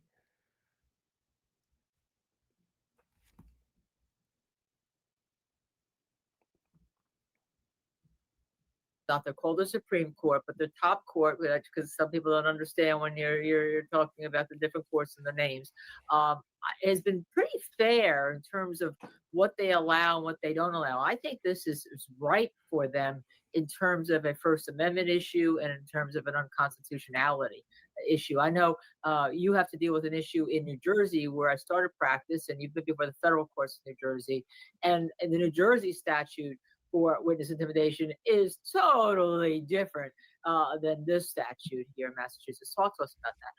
Well, I mean, you know, we've raised some of these issues, but I think it's going to require further exploration. I mean, the idea that the Massachusetts statute seems to be hyper-focused on the subjective feelings of the reported witness rather than the alleged criminal intent of the purported wrongdoer. And so in other words, it's focused on whether or not somebody's fucking fifis are hurt instead of being focused on whether or not someone actually has the intent to hurt someone. So it's like, okay. Like that's totally against what the First Amendment is designed for. It's totally against it. Makes absolutely no sense. It allows basically, and you see it exploited. I mean, we've written it in the motion how the Massachusetts statute is just used as a form of lawfare by the state police and other police departments, where somebody becomes classified as a witness, and it's this magical term where they then say my feelings were hurt or I'm scared, and everybody gets arrested. And you've even seen it for people throwing rubber ducks on the ground, for example, and somebody says that's intimidating. I mean, look, most states, certainly I have a New York bias legally, you know, what constitutes witness intimidation in a place like that and other places is very simple. If somebody comes up to you and says, I'm going to break your legs if you testify, I think we'd all agree that's witness intimidation. If they offer you a bag of money, you know, that would certainly be a form of witness intimidation. But the idea that somebody, whether they be a journalist or not, just expresses strong views on a matter of public concern, that can lead them to be charged with witness intimidation, you know, you have to ask yourself, where does it end? I mean, you've seen in other states, I mean, reporters will often isn't that where we're at right now? Like that's what our whole society pretty much is. This whole generation is, yeah.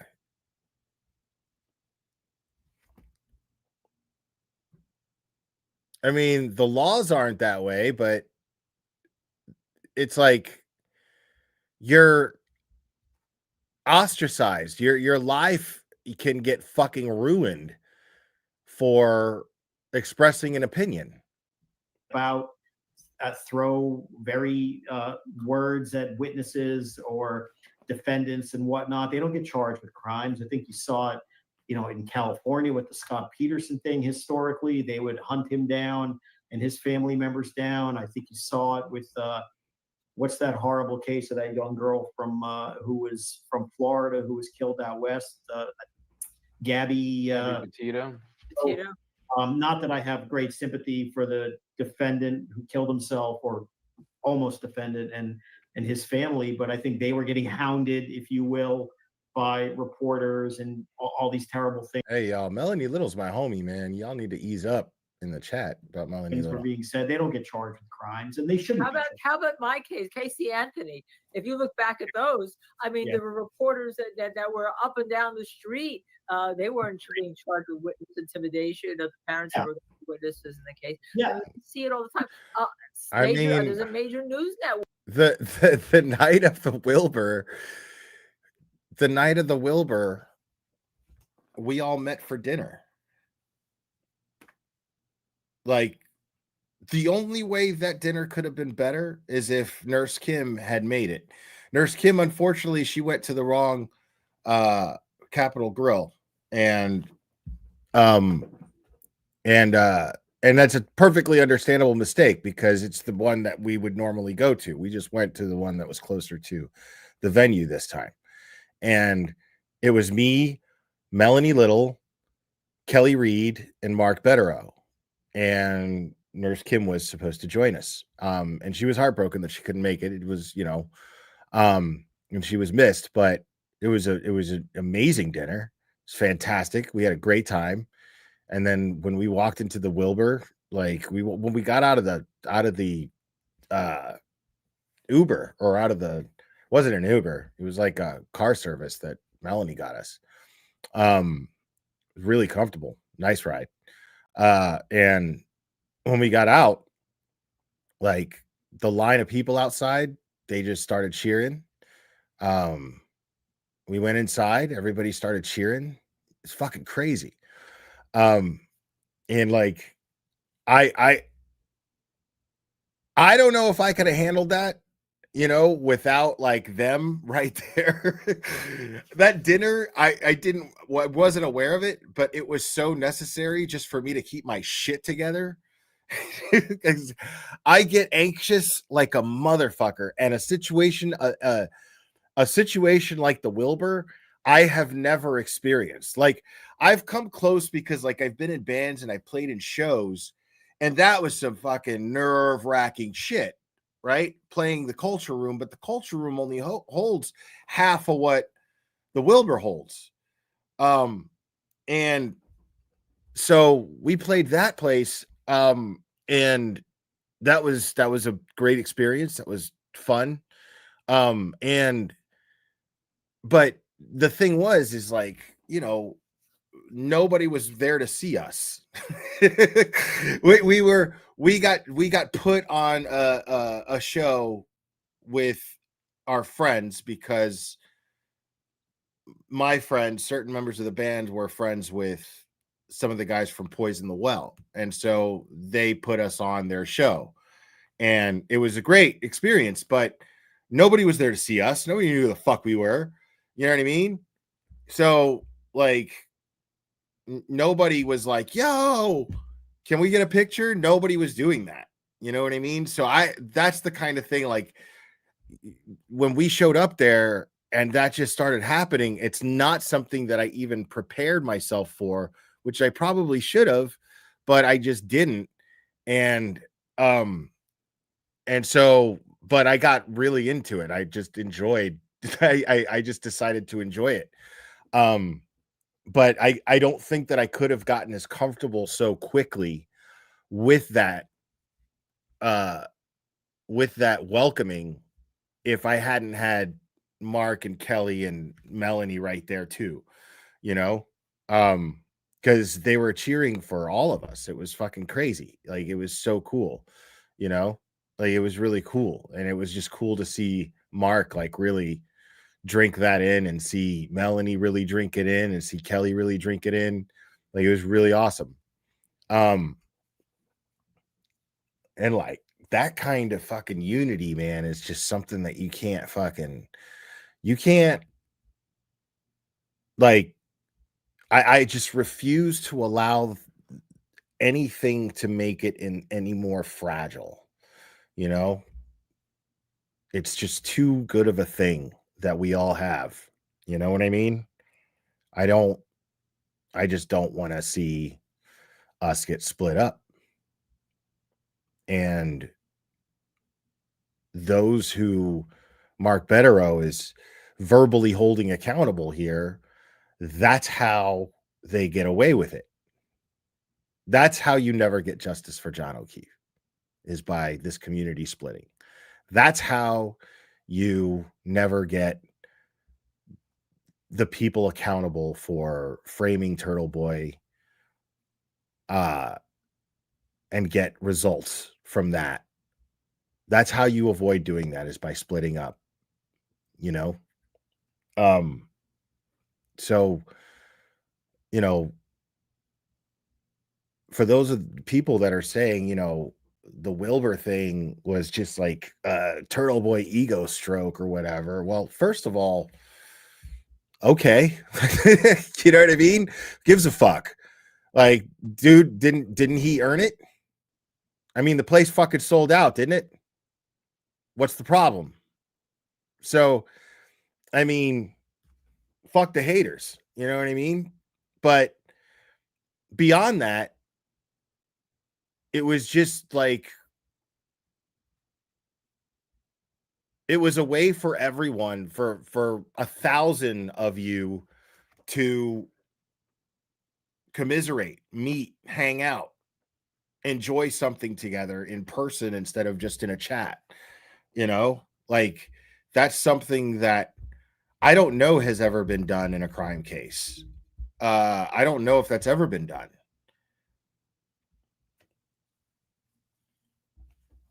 So, you know, I don't know if I've ever seen so many content creators be supportive of each other, you know, because we have a common goal, a common interest.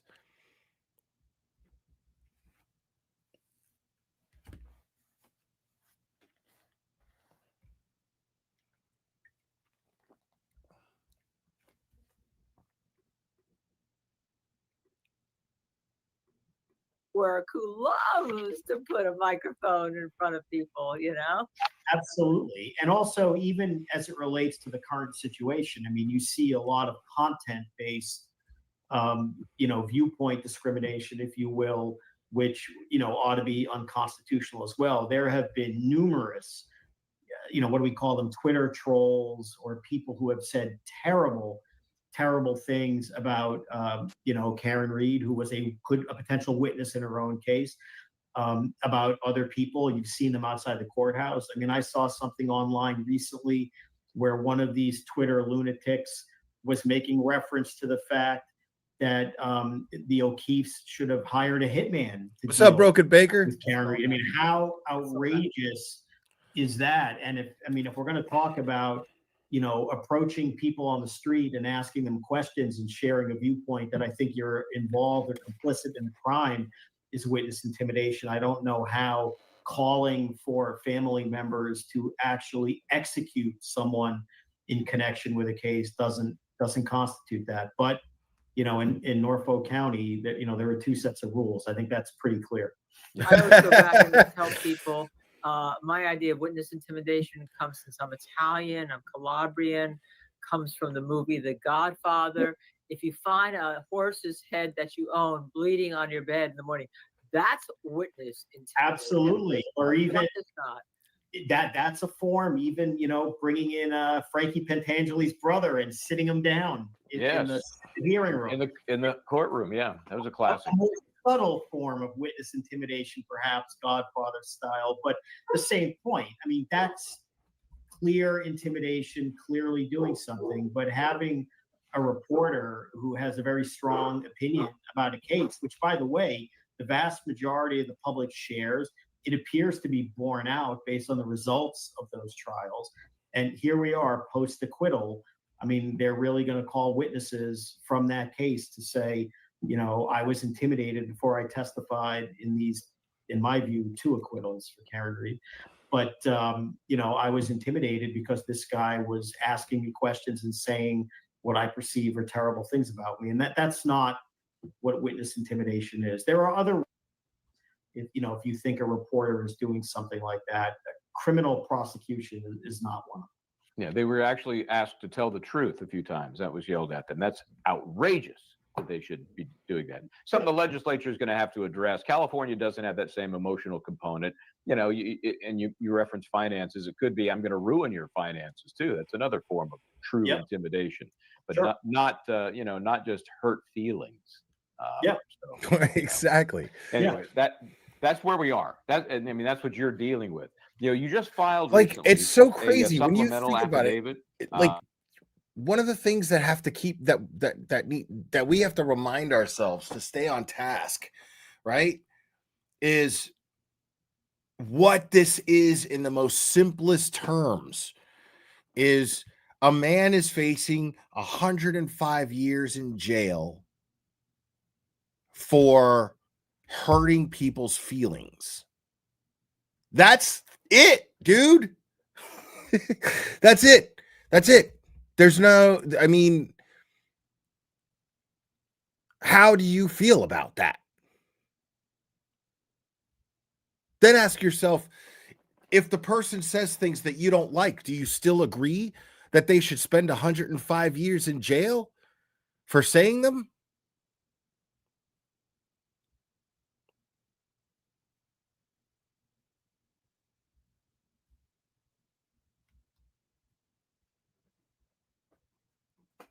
It's you have to keep it that simple, because it is that simple.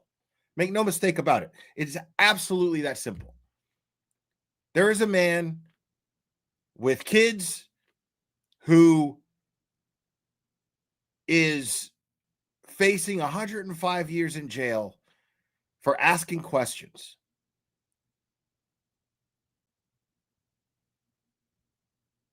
And those feelings specifically that he hurt, those feelings are feelings of guilt, fear of consequence, dread of consequence.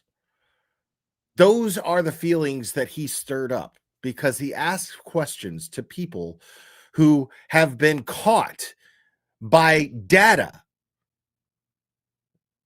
that they were either complicit or involved in the cover-up of a Boston police officer. All he did was ask questions.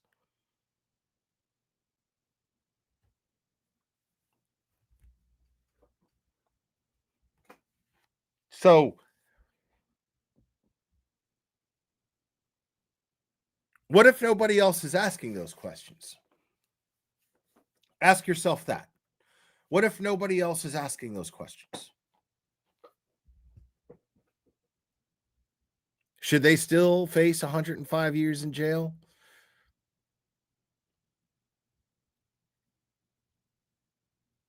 Do you think that we should just accept justice because the government dictates that that's what justice is? Or do we think independently? And do we think critically and objectively and actually look at the evidence or lack thereof and have a minimal understanding of what the law is based on, which is they have the burden of proof. The prosecution, the Commonwealth of Massachusetts has the burden of proof, which means that the defense doesn't have to prove their innocence. The defendant, the accused, does not have to prove their innocence, but the accuser has to prove their guilt beyond a reasonable doubt. And they have to get 12 people to agree unanimously that that is the case.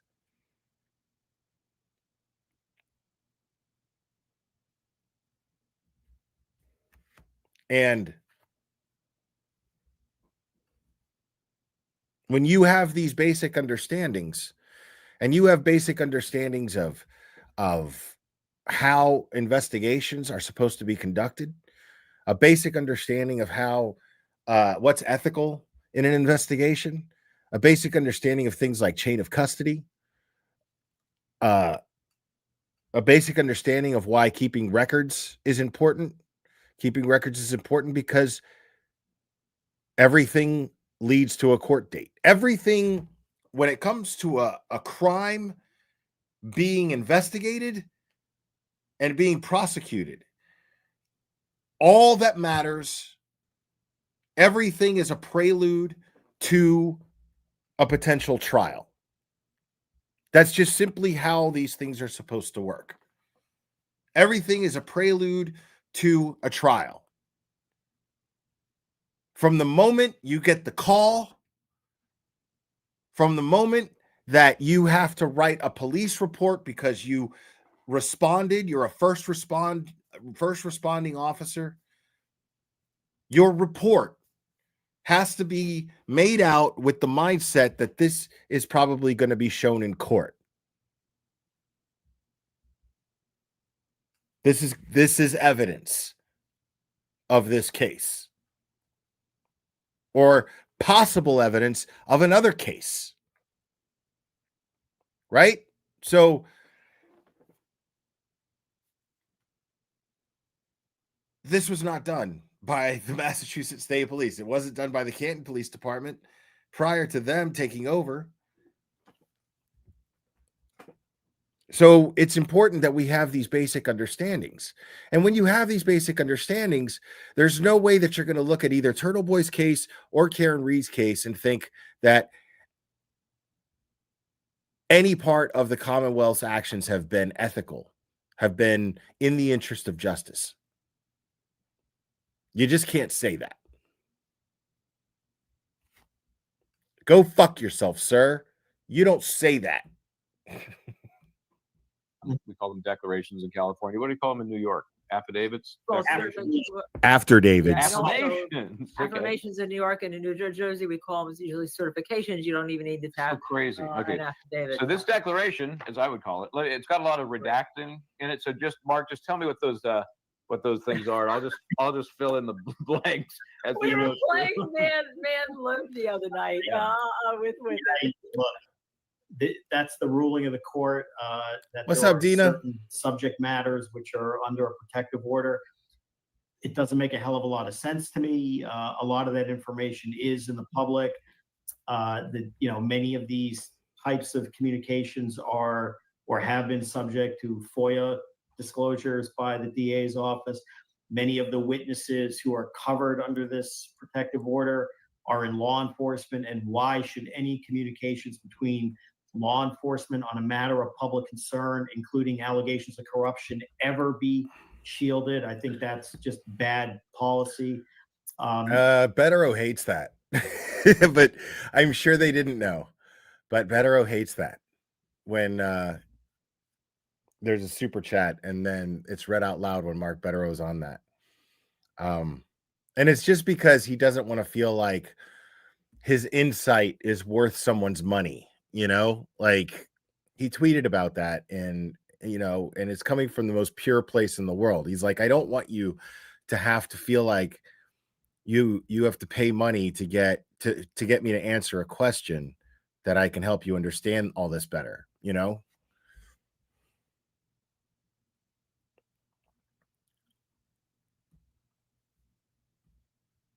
You guys want to do something fun?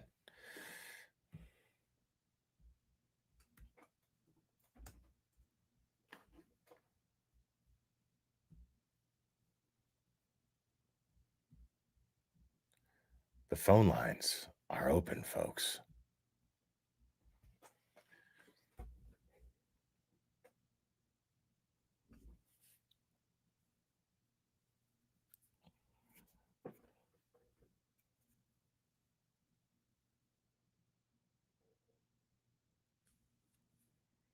And tonight, you could say whatever you want. Anything that I talked about tonight is fine, but just tonight.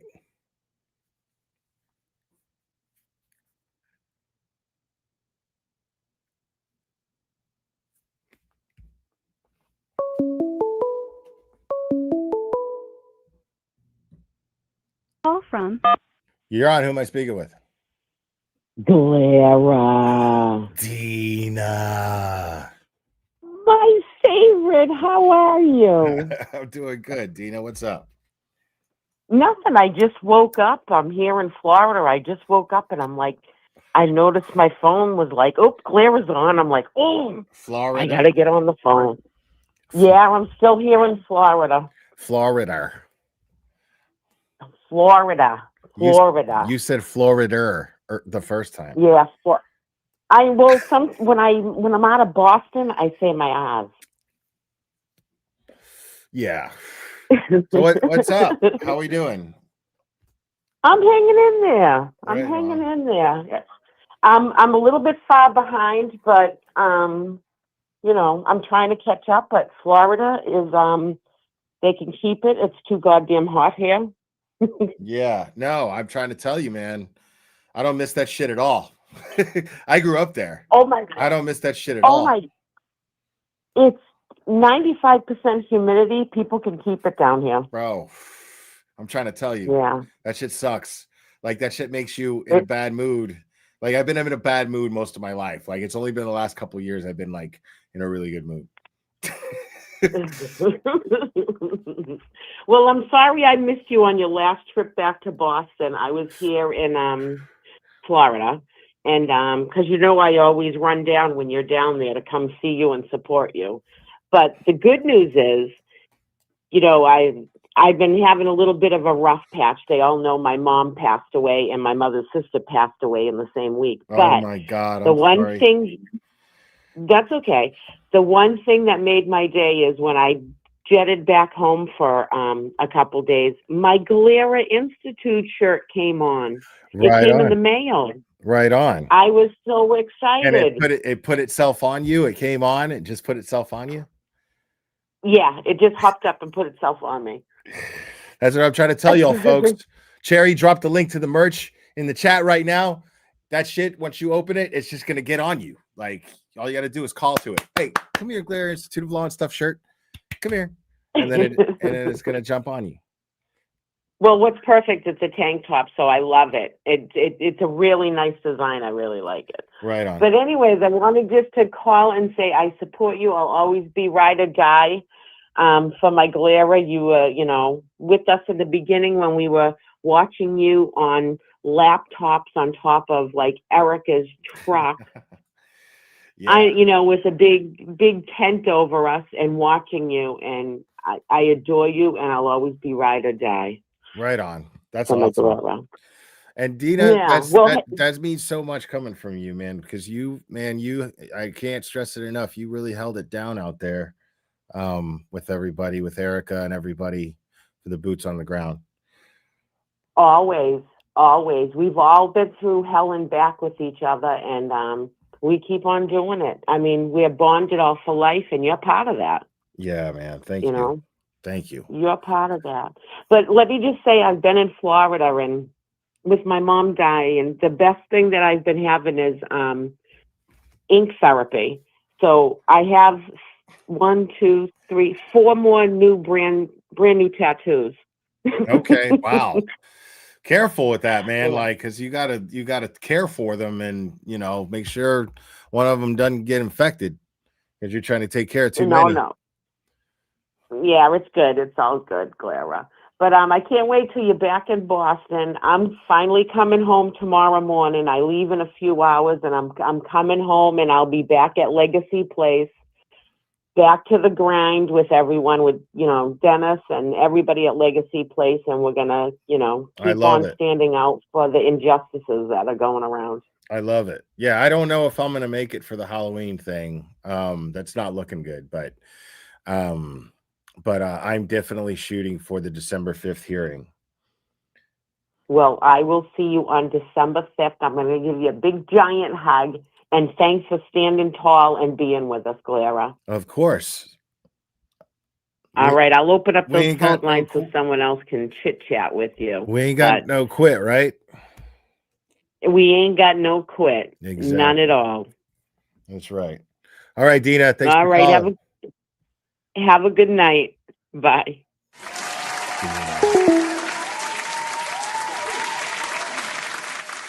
Dina's fantastic.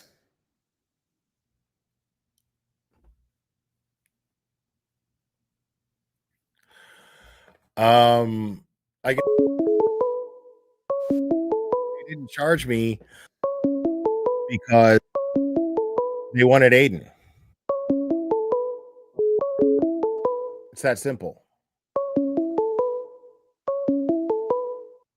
Call from April. You're on. Who am I speaking with? Oh my God, Will, it's April again. Oh my I God, won't keep you April for again. 30 minutes. How we doing, April again? Oh my God, I'm good, but I swear to God, I was watching JFK's thing last night. I was like, oh, I'm gonna go to bed early, and then I saw it came on. I threw it on, and I was just grinding my teeth. I was so mad. Right. Like it's disappointing, like, but at the same I time, was it's so like on board with wanting to like them, and then I was me like, why too. are we doing this? I What's did like happening? them. I did like them. Like they like I and it's just so funny because like they always go the most childish route and like the whole, oh, he only came on here because Turtle Boy came on here. Like, what? No, it's because you've been fucking dragging me for fucking 2 days, dude, and then acting like you And didn't. all And then all of it was like it was so transparent, and then like right. the hypocrisy of a lot of like what I couldn't believe that both Turtle Boy and Nurse Kim, JFK was going off on, oh, you said this, you're stirring up your chat, like, oh, you're not allowed to do that because it'll negatively affect us, yet you just did a 5-hour stream hashing out all this drama, and now it's everybody else's responsibility what No, their and they chat want says. and then want, you say how stupid the chat is. and they right, and then they want accolades for that 5-hour stream. Oh, because, protecting you and like, protecting what? you. I wanted to barf. I wanted to barf when he was saying, "What did I do? I protected you." Oh, yeah, like, it was everything just is so adding- transparent, right?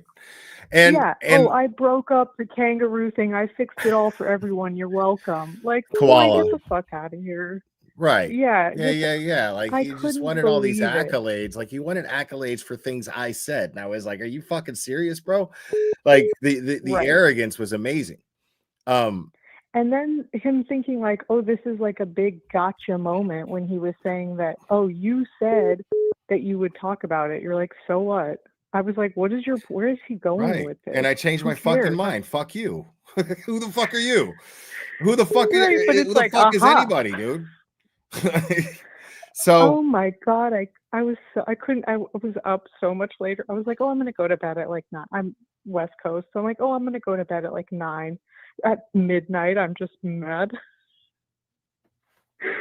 Oh, it was awful. mean, yeah, I just, the thing is, I was just as loyal to them. Like they kept playing that childish thing and trying to pit Turtle Boy against me, which he's not fucking stupid, and I'm not stupid. We're not children. We're not little girls. No. So like, but it's still a low thing to do. It's like a childish, shitty thing to do. And like the interesting thing about that is I was just as loyal to them as I ever was to Turtle Boy. Like I had really felt like I had become friends with James Jackson, and I had really felt like JFK and I were becoming friends, and Kevy Kev the same way, the same thing. And it was just really like they were willing to just be complete and utter fucking shitheads and try to fuck everything up that we've been working towards for the sake of entertainment, for the sake of their own entertainment. Completely.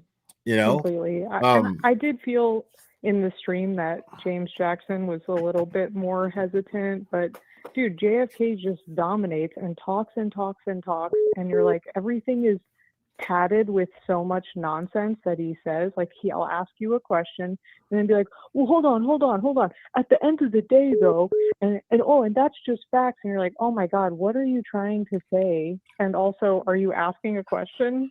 Because then now you pause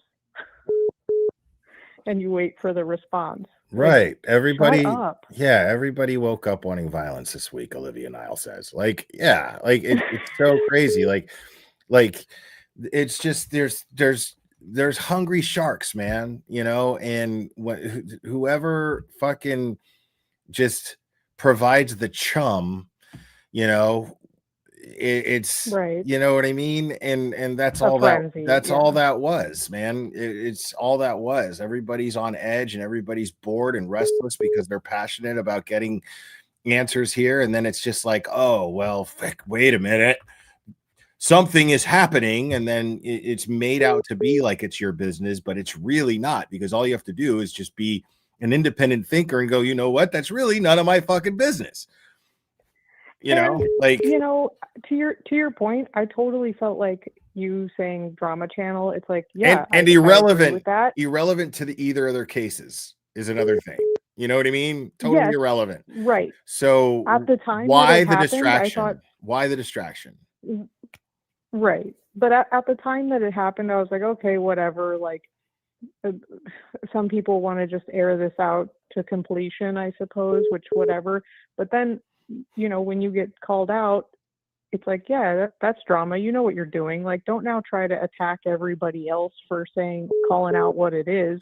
It's not even, I'm like, for me personally, I was like, it's not even that big of a deal. Like, yeah, I don't ride with that. That was kind of stupid, but it is what it is. That's what you wanted to do.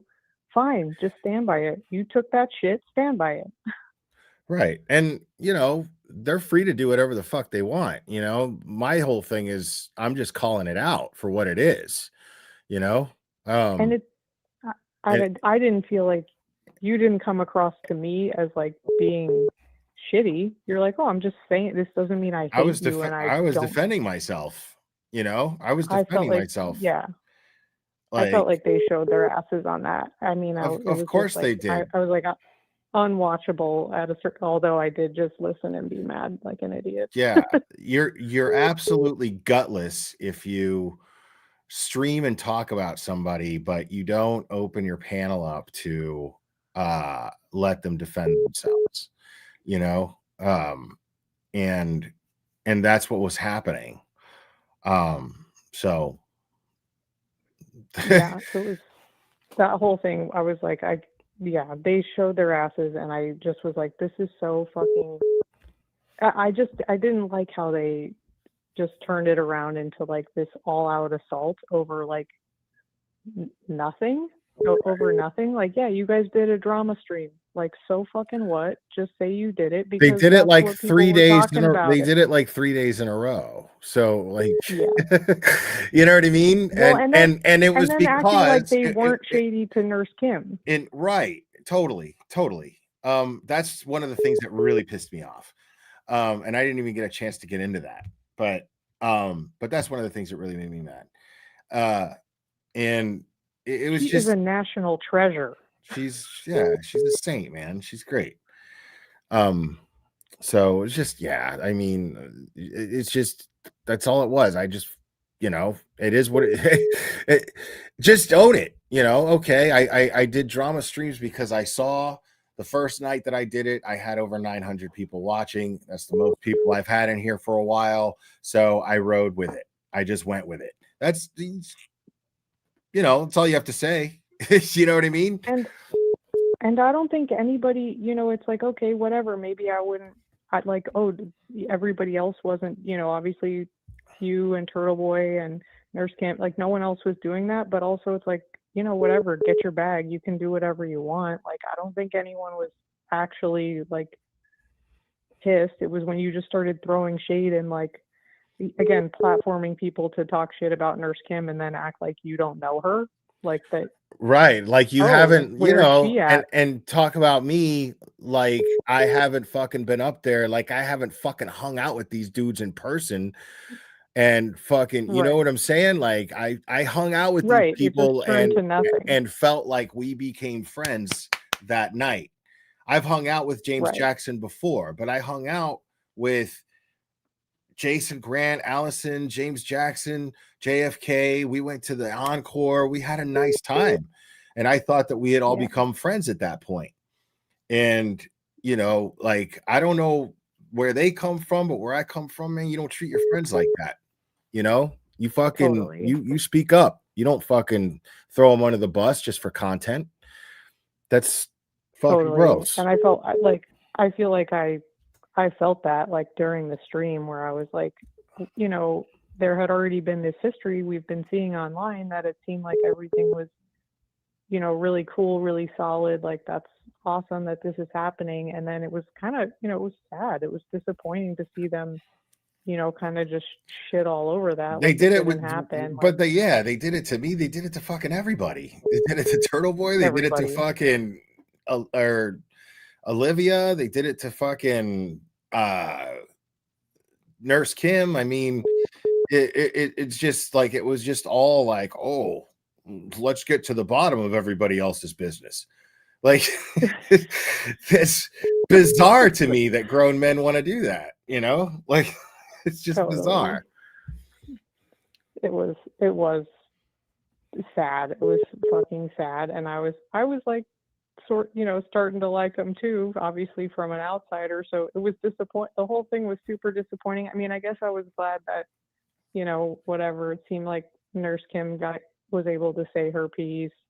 Aiden said his piece, but I did not. I felt like with them two, they were more like agreeable to a conversation, and the way they treated you made me fucking sick. I did not like that at all. It's like, where is this coming from? Over saying Drama Channel? Is that what's inspiring all this like defensive nonsense? Like, the bottom line I hated too. it. Yeah, the bottom line too is I would have never, like, knowing what I know about Joe Flipperhead, I'd never give him a platform here to talk. Never.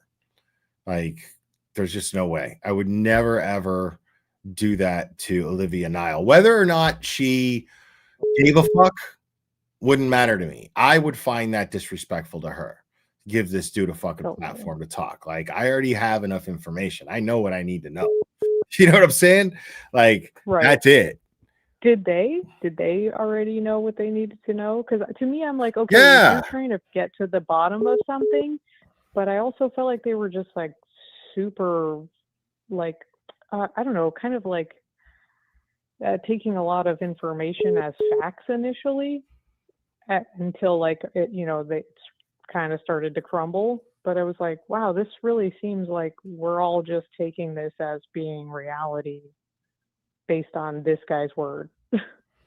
Yeah. I mean, I don't, yeah, like, I guess I would have preferred more cross-examination style rather than direct exam. It was just too friendly. It felt gross. But anyways, whatever. I don't want to keep you all night again. I'm completely on your side. I feel like I saw it. Each interaction, each thing, I was like, oh wow, this is shitty. Like, I would for sure cut these people out of my life too. right. I And mean, I'm like, give all me you. one reason why I shouldn't. You know what I'm saying? Like, Because maybe they'll pull your card. You don't want them to pull your card, do you? Yeah. I'm gonna go ahead and take the next call. Thank you, April, for calling. All right. Talk to you later. Bye. Bye-bye. Call from. You're on. Who am I speaking with? Yeah, hello, Will Glera. This is Specially Appointed Prosecutor Robert Cosgrove. All right. It's Specially Appointed Prosecutor Robert Cosgrove, everybody.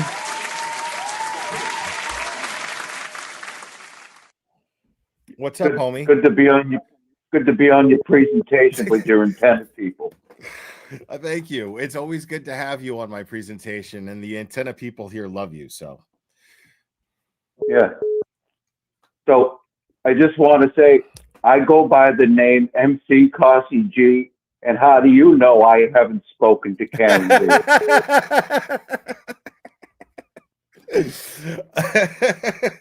Well, that's a good question. Disclaimer. Disclaimer. Got it. Yeah. Hold on. Let's drop a beat now. Let's drop a beat. I mean, I can't drop you a beat. Yeah. Oh, that's okay. Wait. You know what I hate more than T-Rex arms? What do you hate more than T-Rex arms? I didn't think there was anything you hated more than T-Rex arms, Specially Appointed Prosecutor Robert Cosgrove, Cossie G. is two-faced bitches. Two-faced bitches? Yo, That's right. Those are some hard words coming from Special Appointed Prosecutor Robert Cosgrove, MC Cossie G. Yeah, well, it's warranted in this occasion. It's warranted in this occasion. Okay. Yeah, I can't say I disagree with you. I mean, we just I went over there to try to talk to these people.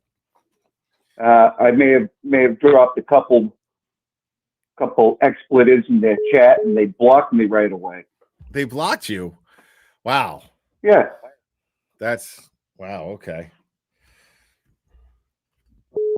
I did call them pussies. So. You call them pussies, and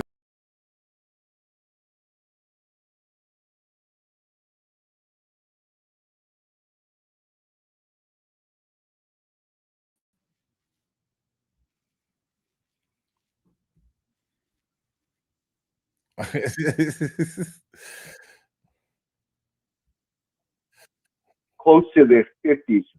Who the hell cares about Jordans? What are they, 12? I agree. I mean, the entire time I'm listening to that, I'm like, in the fact that they were like refusing to bring me up, I was like, okay, I see what this is now. And then, the whole, oh, I was just kidding around afterwards. It's just like, I'm sorry, man. It's a little late for that. There's no convincing anyone that you weren't deliberately acting like a complete jackass because you were scared of the fact that I was exposing exactly what your motives were. So, I mean, take that to Judge Doolin there, sir. Yeah, they just,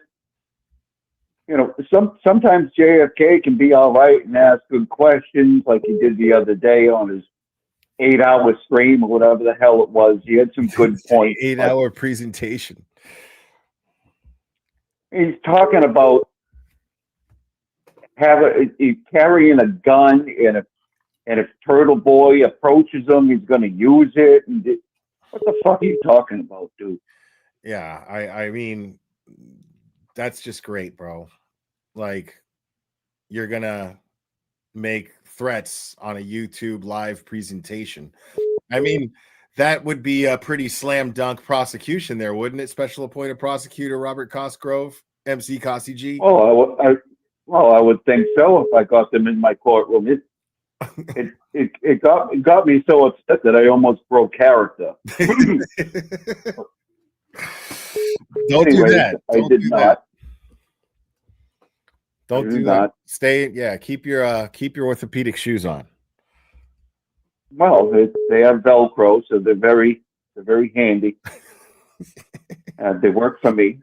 Good, yeah. I mean, one's footwear is an important thing, apparently, according to the JFK show. Well, I can just kind of flip them on in the morning, and if the Velcro isn't on all the way, I just kind of rub it up against the door jamb on my way out.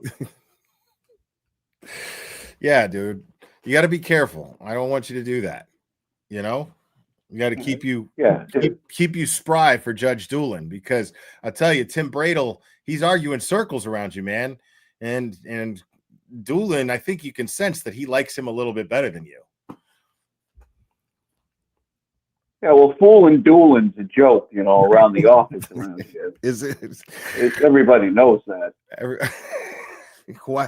How is he a joke? You got to explain. Well, everybody gets all excited when he says, "It's a Melrose." Like, that's some kind of indication of what he's going to do. I mean, he's part of the problem, believe me.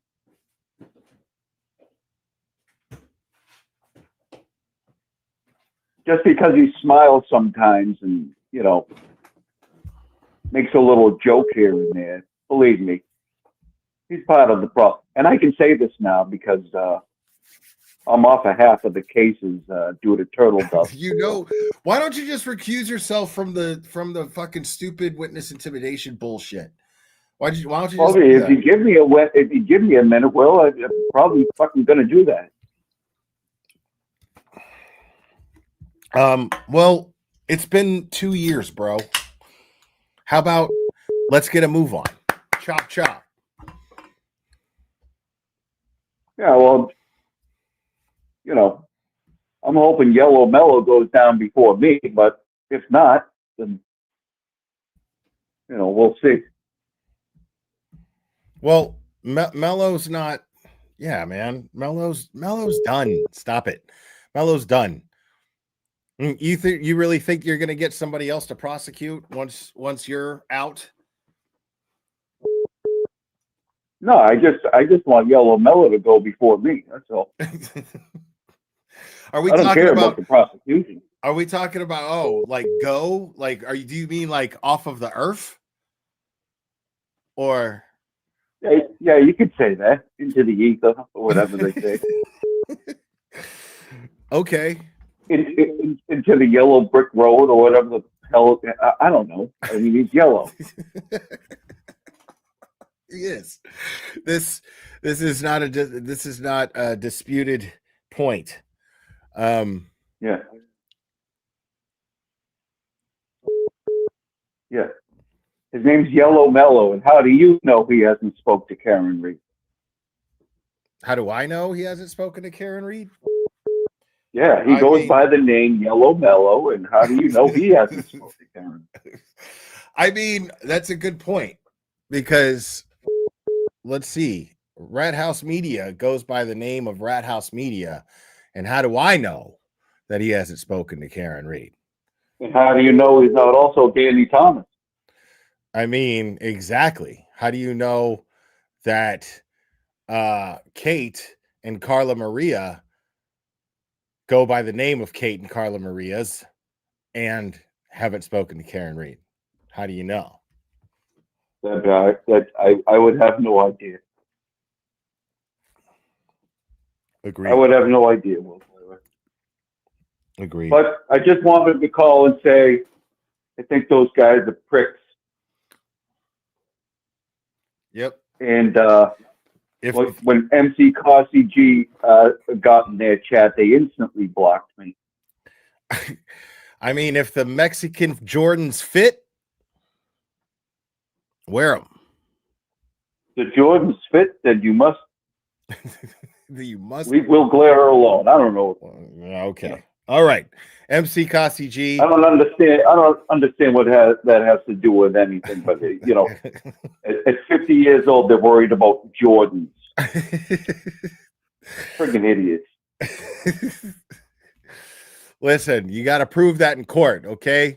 Special appointed prosecutor Robert Cosgrove, people. Thanks for having me on your presentation, Will Glare. Thank you for being on my presentation. Again, special appointed prosecutor Robert Cosgrove, everybody.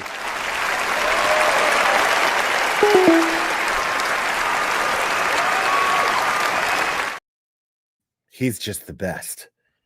He's just the best.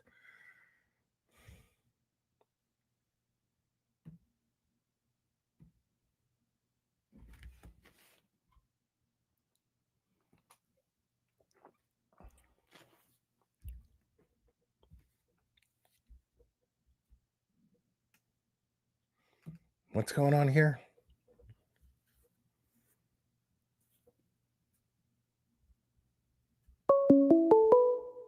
Oh, yeah, that's bizarre. That's super bizarre. Call from Liz. You're on. Who am I speaking with? Hey, it's Liz. How are you? Hey, Liz. What's up, Liz? How we doing? All right. I'm doing okay, but I was listening that night, but I didn't even get that far because I felt toxicity in the air. So I just got off, But they're from Lynn, okay? Growing up, we used to have a saying, Lynn, city of sin, when you'll never come out the way you went in. Okay, Liz. Yeah. Wow. Yeah. But you know what? You know how all this shit is going on with the president and sending troops in and all that.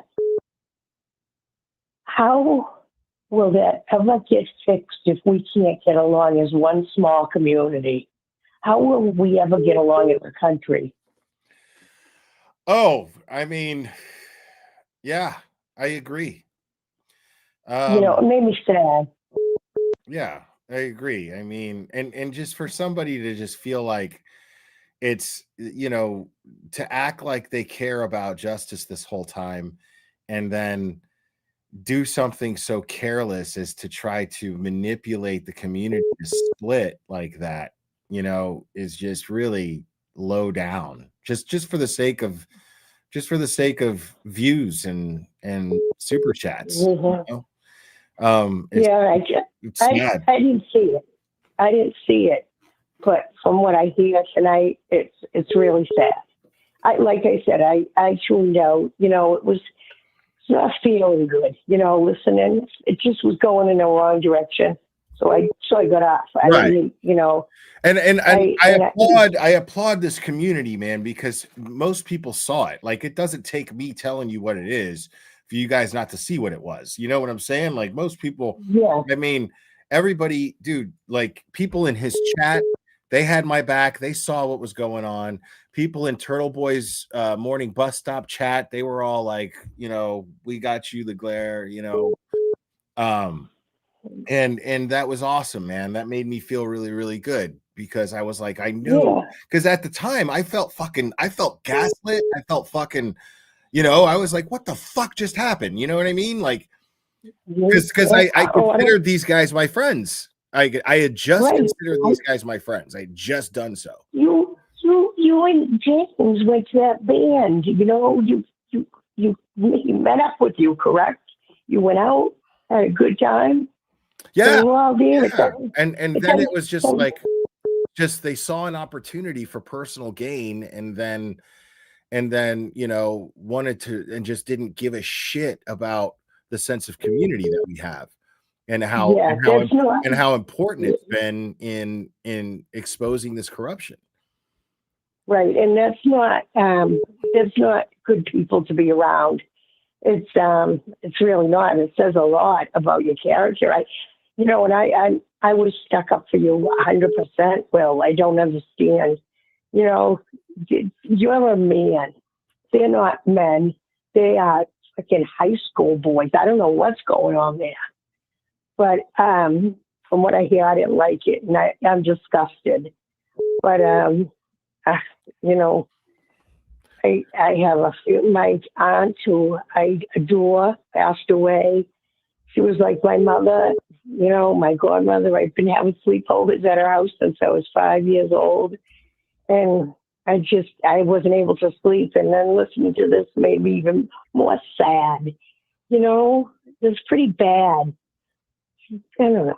Right. It gave me, like, all of a sudden, like, I went from watching their channel and having the most positive vibe from it to all of a sudden this bullshit, this crazy fucking bullshit between Karen and Turtle Boy erupts, and from Joe Flipperhead of all fucking people, and some asshole, just trying to fucking be relevant on Twitter. And they he's a creep. He is a creep. Right. And then they just exploited this. Like, it was just fucking gross, Yeah, it is. And that was the thing, is like they just, and I could feel it. You know what I mean? That's what I mean, is like, I got it. It's not that I just saw what it was. It's right. It's not that I just saw what it was. It's that I got a fucking icky feeling from that channel for the first fucking time. And then I was just like, wait a second, what the fuck is going on here? Yeah. Well, I'm sorry. I'm sorry for that, because that doesn't represent who we are in Norfolk County or in Boston. We're just not like that. That's not us. And we love you here, And I'm so grateful for that, man. This is the second time that they try to, like, act like I'm not welcome in Boston, and it's like, dude, check the numbers. Check the numbers. You know what? No. And you know what? That's not. I'm not even going to stoop to calling names about where people are from or anything, but I don't know. You know what? You're going to have a few bad apples, and that's okay. Sure. You're welcome here. Everyone is welcome here. I don't take it personal. I'm over the taking it personal. I took it personal Right. last night, and then I got over it Right. quickly. Right. Because it's like I said, it's high school shit. Right. But yeah, I'm sorry that happened to you. Like, I'm sorry for my community. You know, I'm asking forgiveness. I've accepted the fact that I'm going to make friends in this community, and then I'm going to get disappointed. You know, it's going to happen. Yeah, it's happened. Yeah, it's happened a few times before, and you know, it's just going to happen. It's how it is. You know, right. It's life. Yeah. At the end of the day, we're strangers on the internet. You know what I mean? So yeah. You know. But I'd like to think you're more than a stranger. You really came here and you really helped us and you really cared. That's not a stranger. You know what I mean? Right. Well, and that's the thing you know, is, and that's the whole thing is, that's why it stung, was because I didn't consider them strangers on the internet anymore. Like I had just been like, man, these guys are my homies, dude. These guys are That's like, really bad. I got their back no matter what. You know, and then I was just like, what in the fuck is going on here? And they were just, for the sake of just whatever, taking people's character and letting people fucking smear them, people who they've gotten to know a little bit, you know, at least. And it's just like, what the fuck are you doing, dude? The fuck is that? I know. I don't know. It just, I don't know. There's someone about someone's character. I don't know. I don't agree with it. I think it doesn't reflect our community. And every time you come here, I'm in South Carolina. Right now I'm in Boston, but I hope to meet you one day. But I still consider you a friend and a little bit of a hero, like TB, for helping us here. We need help.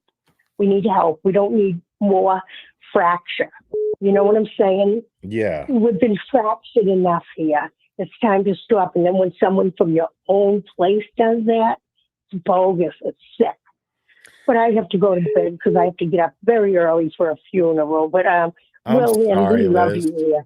No. And Tadina, I'm so sorry. I lost my mom a couple of years ago. It sucks. Yeah. And her sister, I know what she's going through because I'm going through it now, and I went through it, you know.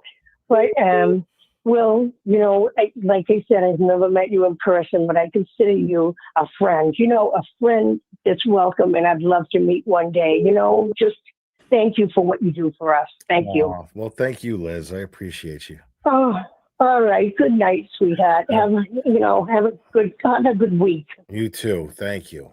Weekend, whatever it is. Okay. All right. Bye-bye. All right. Bye-bye, sweetie. Call from. You're on. Who am I speaking with? Lisa. Lisa? What's up, Lisa? Hi, Clara. It was so good to hear Dina's voice tonight. Yeah, it's always good to hear Dina's voice. Glad she's coming back. You're always welcome here in Boston. You're part of us now. Oh, that means so much. You are part of us. You are part of us. That means You're a lot. always here. You're part of the crew. Yeah. I just wanted to let you know. I wanted to like JFK too, and I'm so sad about that show. I'm so sad about that. But you will come back. You know? Yeah, no. I mean, Boston is becoming a second home, you know? Exactly.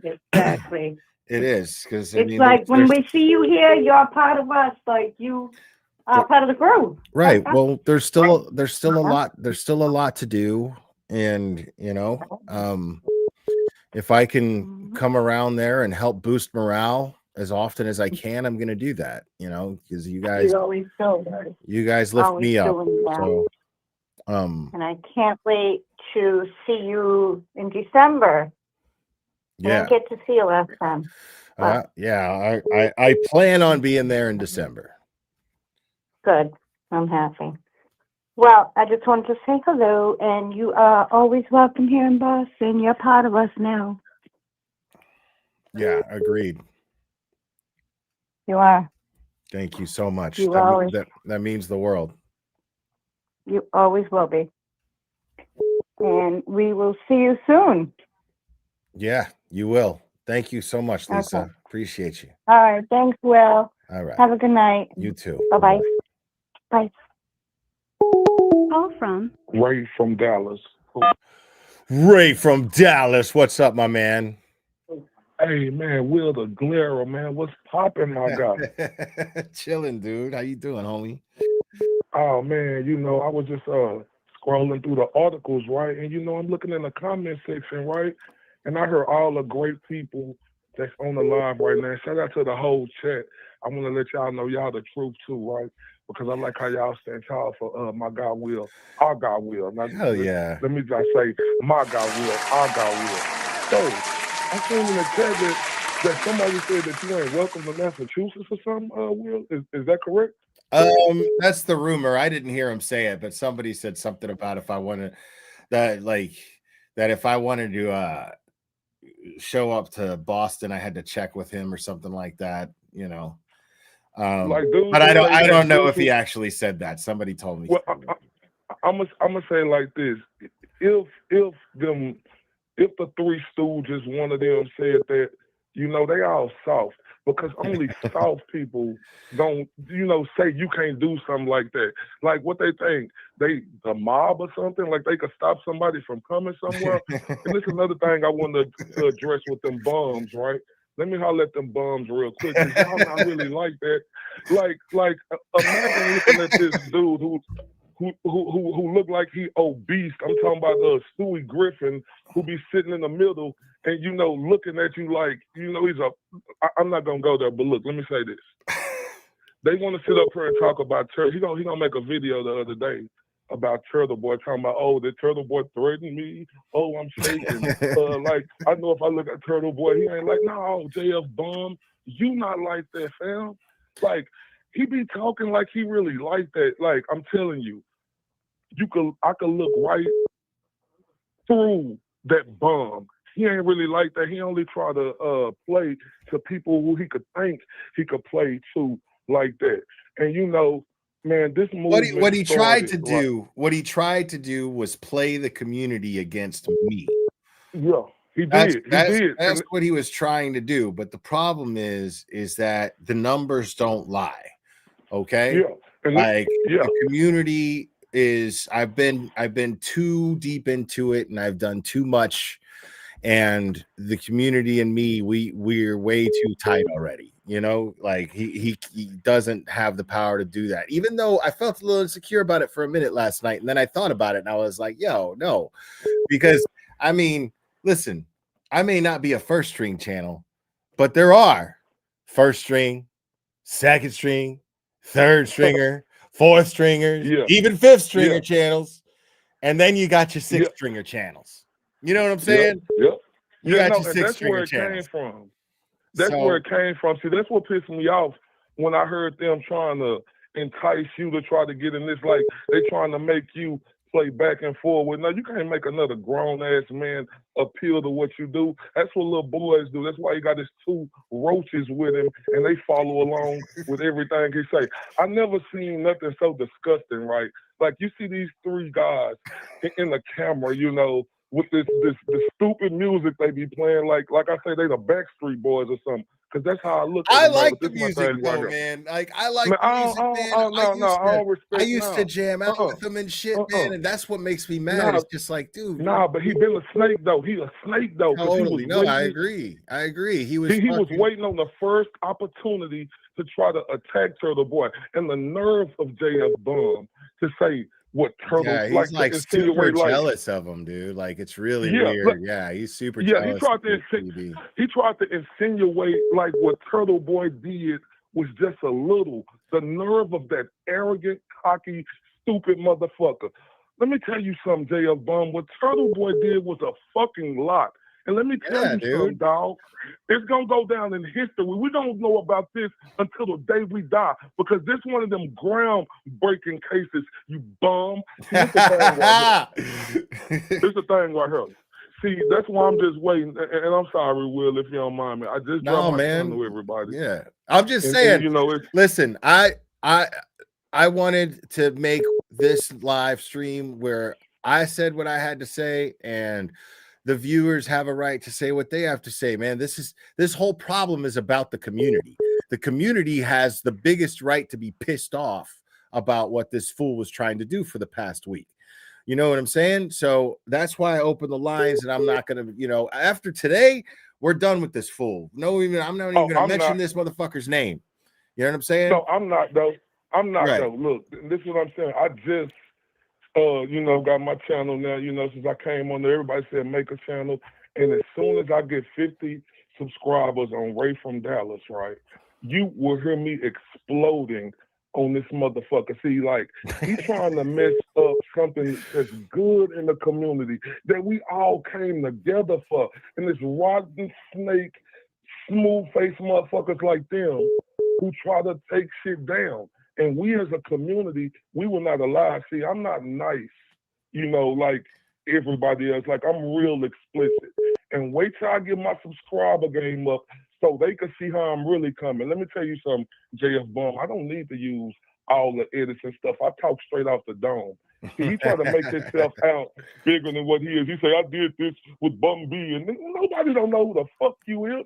Only somebody know who the fuck you is because you on YouTube, I work for Sadie. Nobody gives a fuck. You wasn't important. We never seen you on nothing. So stop trying to make yourself out like you bigger than anybody else. No, you're not, sir. Because, like, look, this is the thing right here. He got mad, and Turtle Boy explained it the other day, He said he was just saying 6 string, because he come on late at night after all the great shows come on, right? And he took it as a offended, especially that Stewie Griffin looking motherfucker who smoked 20 cigarettes an hour. He was really the one who really capped it off and started the shit, Will Blair. Y'all go back and pay attention to the first video when they came out. It was really that Stewie Griffin need some cheetah on the top of his fucking dome who really was starting the shit, trying to say, I think Turtle Boy did this. Shut the fuck up and go get you a woman. You look like you sit in the house all day with tighty whities on and scratch your balls. You filthy, pathetic looking Say, Will, I'm down for the cause, and I'm telling y'all, if they come for y'all, I'm coming for them. I need everybody to rock with me. Because I'm telling you, Will, he ain't got to talk because guess what? As soon as I'm able to go live, I'm going to fuck him up. Thank you, Will. Y'all have a great day. Hey, man, hold on, man. You ain't leaving yet. Yeah. Listen. Okay, no. Are you calling. starting a channel? Yeah, my channel. Yeah, I got like 7 subscribers right now. As soon as I get 50, they say I'm able to go live. See, JF Bum, he gonna try to insinuate like, and I don't like how he say something here. Hold on. Say something. Type something in the chat real quick. Okay. All right. Hold on 1 second. It's Ray from Dallas. That's the YouTube page right there. But look, this is what I'm saying right here. With that dude right there, and he think I didn't kiss that shit. He said the other day when I was like, why you take the video down? He talking about, it's for members only. It's not for people who own EBT. Hold on 1 second, Ray. Hey, y'all, I'm dropping the link to Ray's channel in the chat. Make sure to subscribe and hit the notification bell so you know when the first time Ray from Dallas goes live. All right?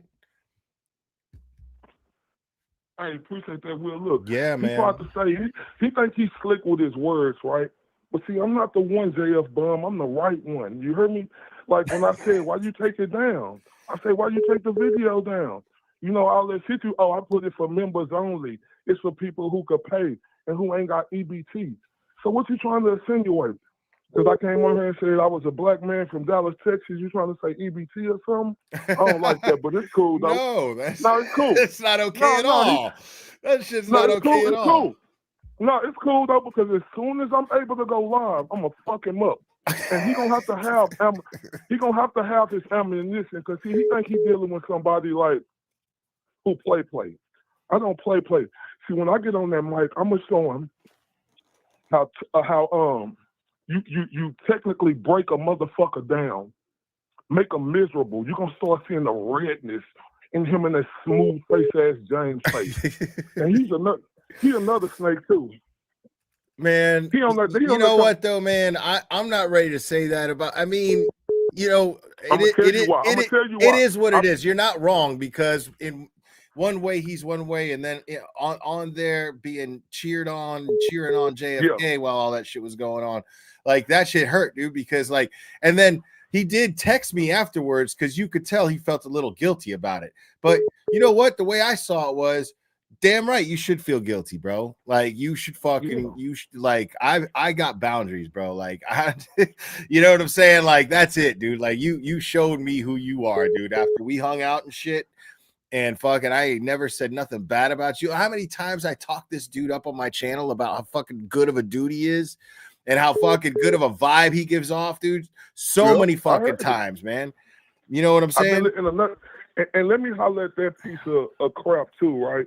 Like he gonna get in the chat when I first got on your channel, right? And I came on the other day. He gonna say, you know, he sounds, a slur word, right?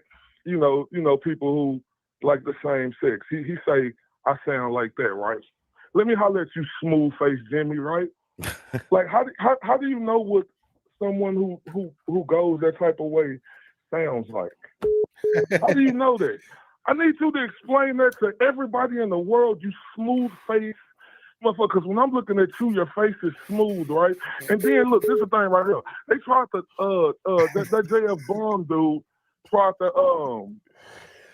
to play with Turtle Boy like jail, like, oh, you just went to jail, man. Like he act like fam, jail ain't cool, fam. You trying to make it on here like you a tough guy, and you ain't like that. Turtle Boy went to jail. Nobody wants to be in fucking jail, you stupid motherfucker. Maybe like, you do.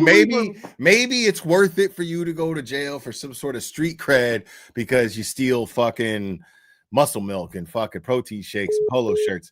I mean, that's whatever, but that shit is not to a grown up, bro. That's not cool at all. You know what I'm saying? Like that ain't nothing to be proud of. And another thing that pissed me off too, right?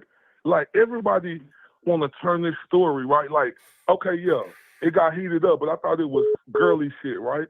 But then when it come out about Flip Dickhead and what he doing to Olivia, oh, you know what? In my Alan Jackson voice, Flip Dickhead. They just look the other way. Oh, Turtle Boy and Karen was so important. And look, this is the thing right here. This is what I don't respect about them dudes who pull mayonnaise to me, right? They go off a clip, right? And like they try to question Turtle Boy, a real award-winning journalist. And these motherfuckers so quick and want opportunity, they go off a motherfucking clip. That's how I know they peons, bro. Like straight up, they peons. They tried to turn a community. JF That's Bob exactly what wants they to did. be Turtle Boy. And motherfucker, you ain't Turtle Boy.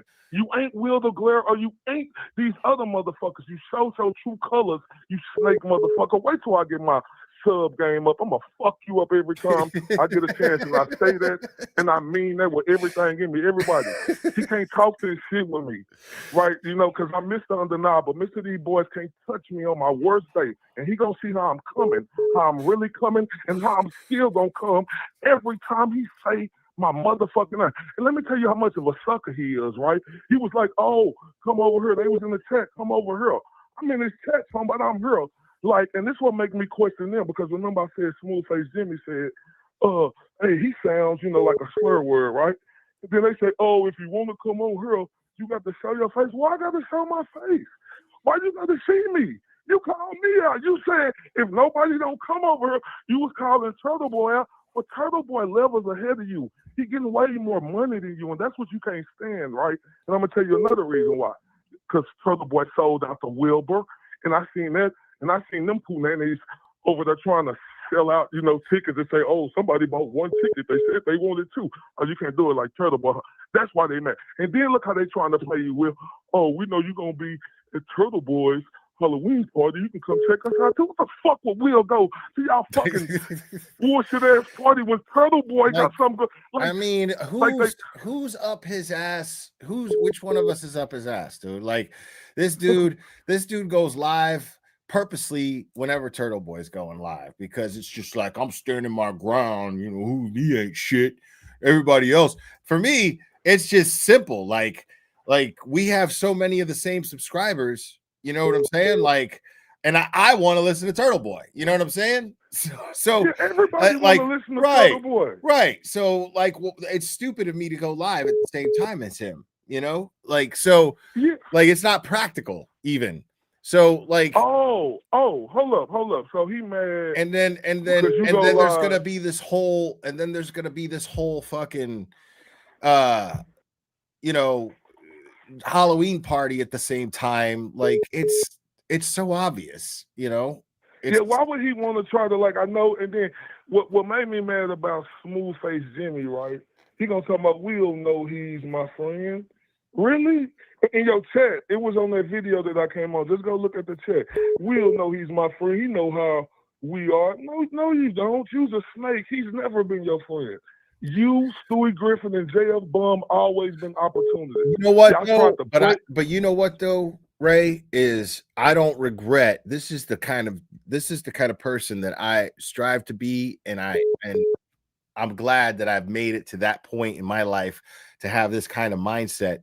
Is I don't regret for a second the good times that I had with those dudes. You know what I'm saying? Like I had fun for sure. kicking it with those dudes, and it was genuine to me. You know what I'm saying? Like I'm not gonna let their shenanigans ruin my fucking memories. You know what I'm saying? No, that's because you a solid person. You know, what they was doing was a facade, right? You know, it was like splitting mirrors. Right. They was playing But the it was game. real. That's what they was doing. And it was real enough for me, man, and I enjoyed it. So I don't fucking regret that shit, man. Like I got to show fucking James Jackson a cool band. You know what I'm saying? Like he said he fucking loved it, you know, and that was worth it to me, dude. Like just to hang out with the people that I got to hang out with and see one of my favorite bands in their city. You know, like that shit was fucking magical to me, dude. Yeah, and I respect you, Will, and that just show, you know, like that's why I respect you, bro, because they just show how solid you is through the storm, right? But Will, I'm not as nice as you. You know, I hate the fact. I hate. I mean, and hate is a strong word. I dislike the fact strongly, right, that y'all ever associated yourself with them motherfuckers. I hate that. I mean, because, you learn, like, man. You learn. I want everybody to take this as a lesson learned. When somebody show you who they are, believe them, right? Because it could have easily, like he said, and this was one crazy, right? He talking about Turtle Boy could have called him. What the fuck are you, JF Bum? Where the fuck was Turtle Boy could have called me? Like the nerve of this bum. Turtle Boy have thousands of people watching him, right? And like I said, I'm still on my channel. I'm new to this. He could talk about me and say, "Oh, I just got this," but Turtle Boy has thousands of subscribers and like it's a household name around America. JF Bum, and you say Turtle Boy could call me. What type of girly shit is that? Man, you was a bum, bro. Hey, Will, look, I'm telling you, bro. I've been supporting the movement, right? I just always stayed in the background, right? Yeah, man. Because I did. But when this shit popped off, like it pissed me off, bro.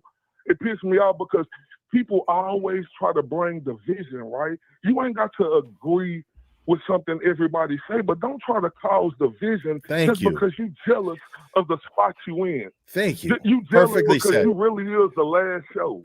You really is the sixth string compared to the shows. You know, sixth string JF Bum and his two roaches. Like he didn't like that. That offended him. It absolutely did. You know why? Because he kept hanging on it. He kept hitching on it, as he would say. He hitched on that shit. Like they just kept saying, well, you know, we're a six string show, so you know what I mean? Like, dude, you still hitching on that shit, you know? And that's when I started to see it. I'm like, damn, why he always doing little stuff like this? Why he always, you know, trying to say stuff to people or just like you trying to pull you in to that? But you know, I'm with all the bullshit, JF Bum. Know that I'm with all the bullshit. I want you to continue to make your videos, you sucker, because you's a sucker to me and you a sucker to a lot of people. And if anybody I heard respect what JF Bomb tried to do. Use a sucker too. Thank you, Will Aguilera. Let me go back to listen to the show, sir. All right, my man. Thank you for calling, dude. I appreciate you. Yes, sir. Yo, Ray from Dallas, y'all. Ray from motherfucker.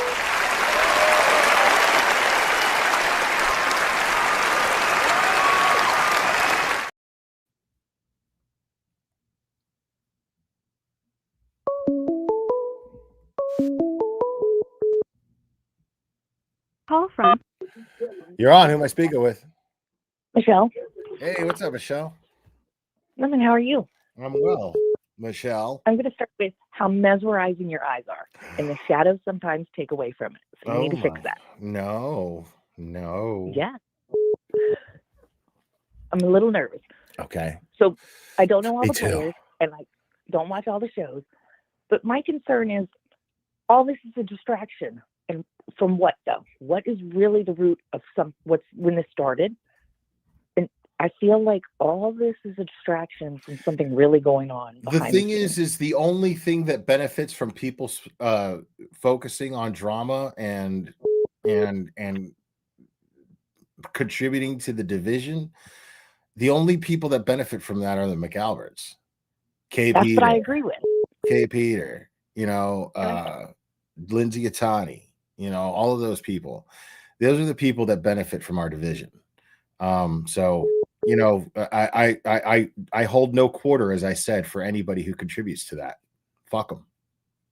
And that's the main thing I don't understand, because when you get to the first recording that dropped, and you know what I mean, whether they're real or not, and whether it was recorded, why would, if Karen is behind it, get involved? The first recording says, well, there's stuff on my phone that they can't hear. In the middle of them trying to get. I don't even know anything about the fucking recordings. Like I don't care. This is all a distraction, and we need to focus on that. We need to focus on the divide and why. Because all this is getting more ammunition for their non-evidence that they're going to hold against somebody. Right. And that, and plus, there's a woman sitting in jail that she's lost her child, she's lost her job, she's in pain, and maybe we should start focusing back on real stuff going on in the state. Not that I'm from that well, state. That's the whole point. Yeah. The whole point is that the biggest thing that they were, the best weapon that's been utilized against these corrupt fucks in Norfolk County is our unity, our sense of community, the outrage nationwide and around the world. You know what I mean? Like that's been it. So if you're doing anything that jeopardizes that, even carelessly, you're no friend to me. Right. And I'm not that I want to be rude or anything, but whatever they are, the JFK people, like I've seen them on and off, and just the way they speak, they're very, first of all, belittling, and what they did to Kim is very ridiculous. In the comments, I hate to say, they're very womanizing. Like they were belittling a woman who had nothing to do with it. And I don't know the first guy's name, the one, Olivia, the guy with Olivia that's in love and whatever. Oh, Flipperhead. Yes, for him to go out and say there's only one person that got the recording, and then all of a sudden on a live stream to say, oh well, there was two people, and it's like that was just skimmed over because the second person couldn't have released it. Yeah, I mean, the only thing that I have to say about that is that it was Flipperhead, having the audacity to try to expose Turtle Boy for wiretapping when he wiretapped Olivia, like without her knowledge. Right. So, and the interesting thing about that is that he, thought he was coming off like the good guy, like the entire time. And like, well, you're never a good guy when you speak to a woman like that and call her parents and hunt somebody down. I mean, and then you have someone like the mighty Mark Betterow who writes a tweet starting with, I can't believe that I have to tweet about this, and then absolutely without a doubt word it in a way that you cannot deny that Olivia is a real person. So there's no looking good in this situation. And Olivia says that she has FaceTime with him and that she has receipts. So he knows that she's real. So he's a fucking nut is the problem, you know? I mean, well, let's use some common sense. What kind of law firm is going to hire a person who does not really exist? right. Like, and that's another excellent point that I've made as well is, you know, you think that that a high profile attorney team, high profile defense team is going to bring her on as an analyst and just, hey, I want to stay anonymous, but I want to be on your payroll. No, I'm sorry, that's not how this works.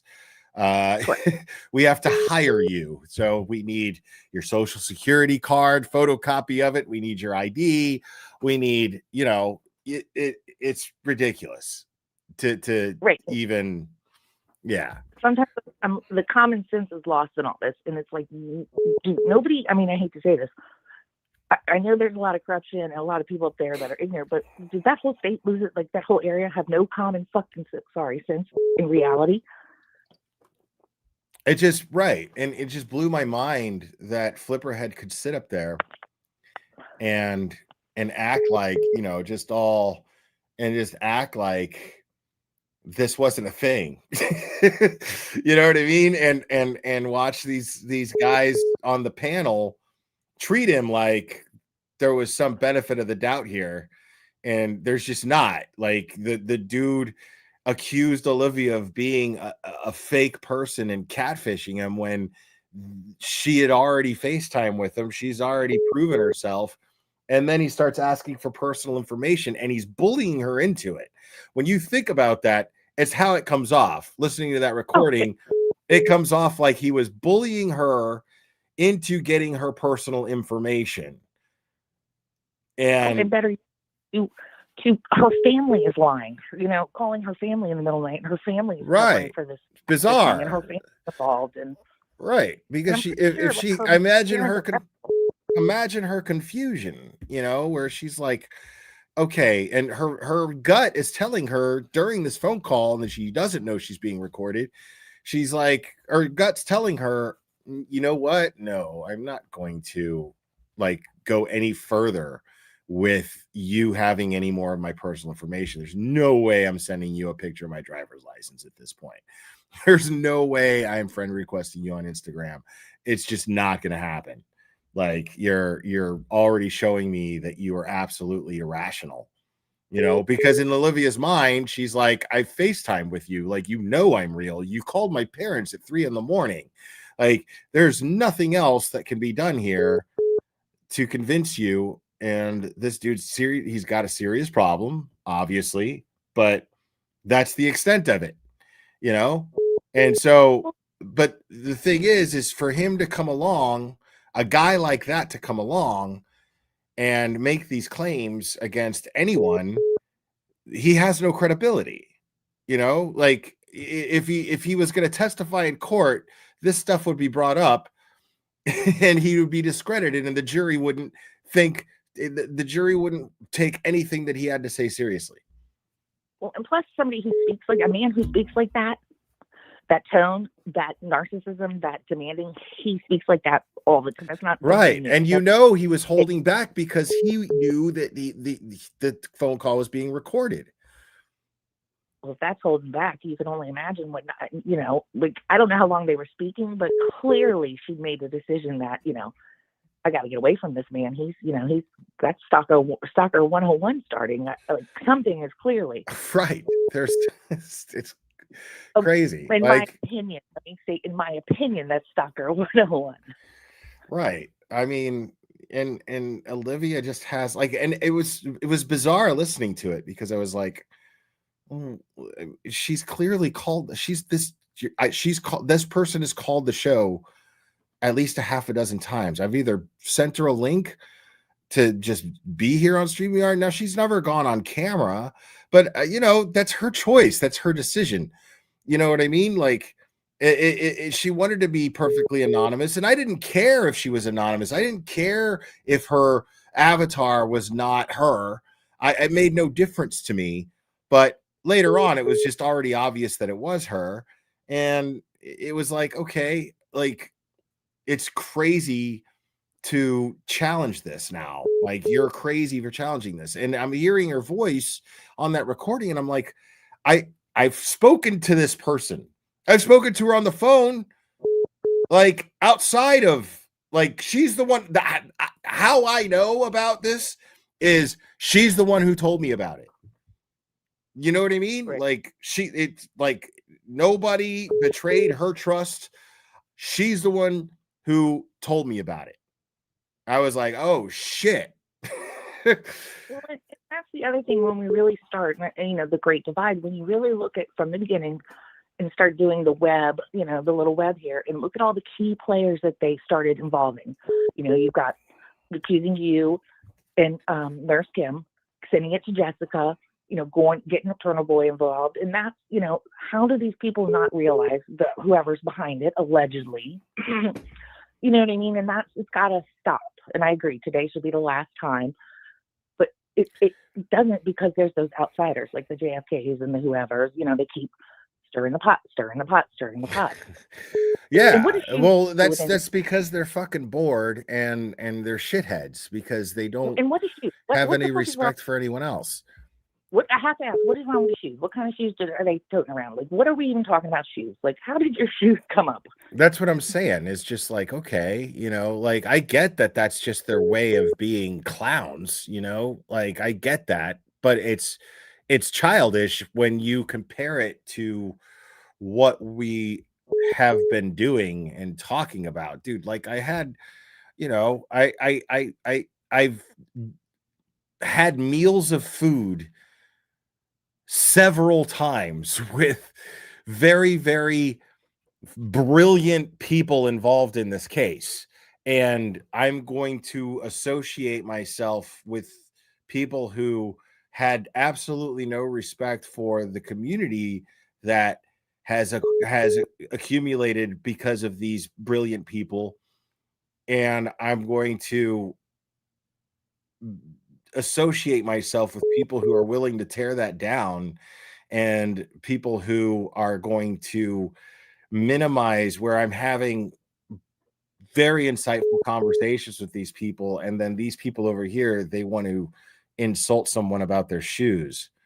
You know what I mean? Now, the only time that was funny was because there was one time JLR showed up just to get clout and stuck his phone in Aiden's face, and Aiden didn't even know who he was. And Aiden was like, look at this guy, look at his shoes, and that was really funny because that guy fucking deserved it. Like, that guy is a guy that is not to be taken seriously. He's a clown. Whereas we are people who have been very loud and very prominent voices in a very, very effective movement in getting justice. And I'm not gonna, you know what I mean? Dudes like that, like, okay, I'm good, man. I got more important things that I've been doing and I'm gonna keep doing. Like, this is, guys, ridiculous.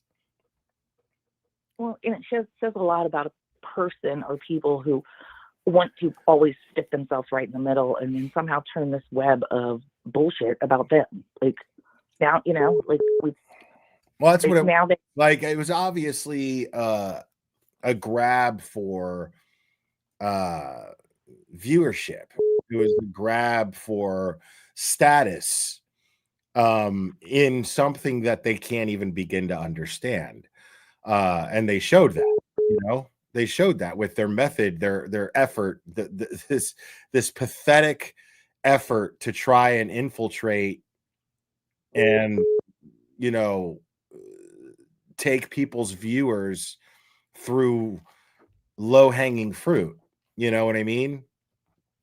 It's like, and make this for people to moderate, and they're the moderators, and everybody to come and speak clean, but then to criticize people and what they're saying and not hold anybody accountable. The clowns that are involved, the extras, that I don't even know. Again, I can't even tell you their names because I don't know who these people are.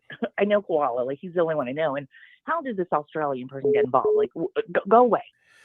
Yeah, I and also, it just shows that they don't have an understanding of what they were trying to manipulate their way into.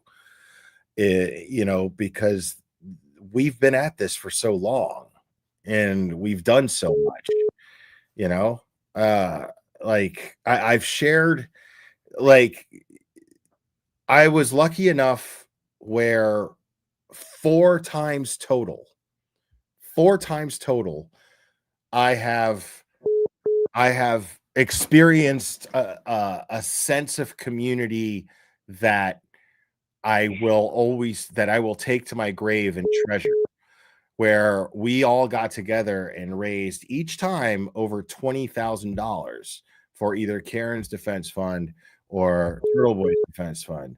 Over $60,000 for Karen's Defense Fund and over $21,000 for Turtle Boys. Only because I only did one 12-hour fundraiser for Turtle Boy. I did 3 for Karen. And that feeling of having all of these content creators and all of these guests come on and fucking and hang out and for 12 hours and for the community to come together and raise that much money just for the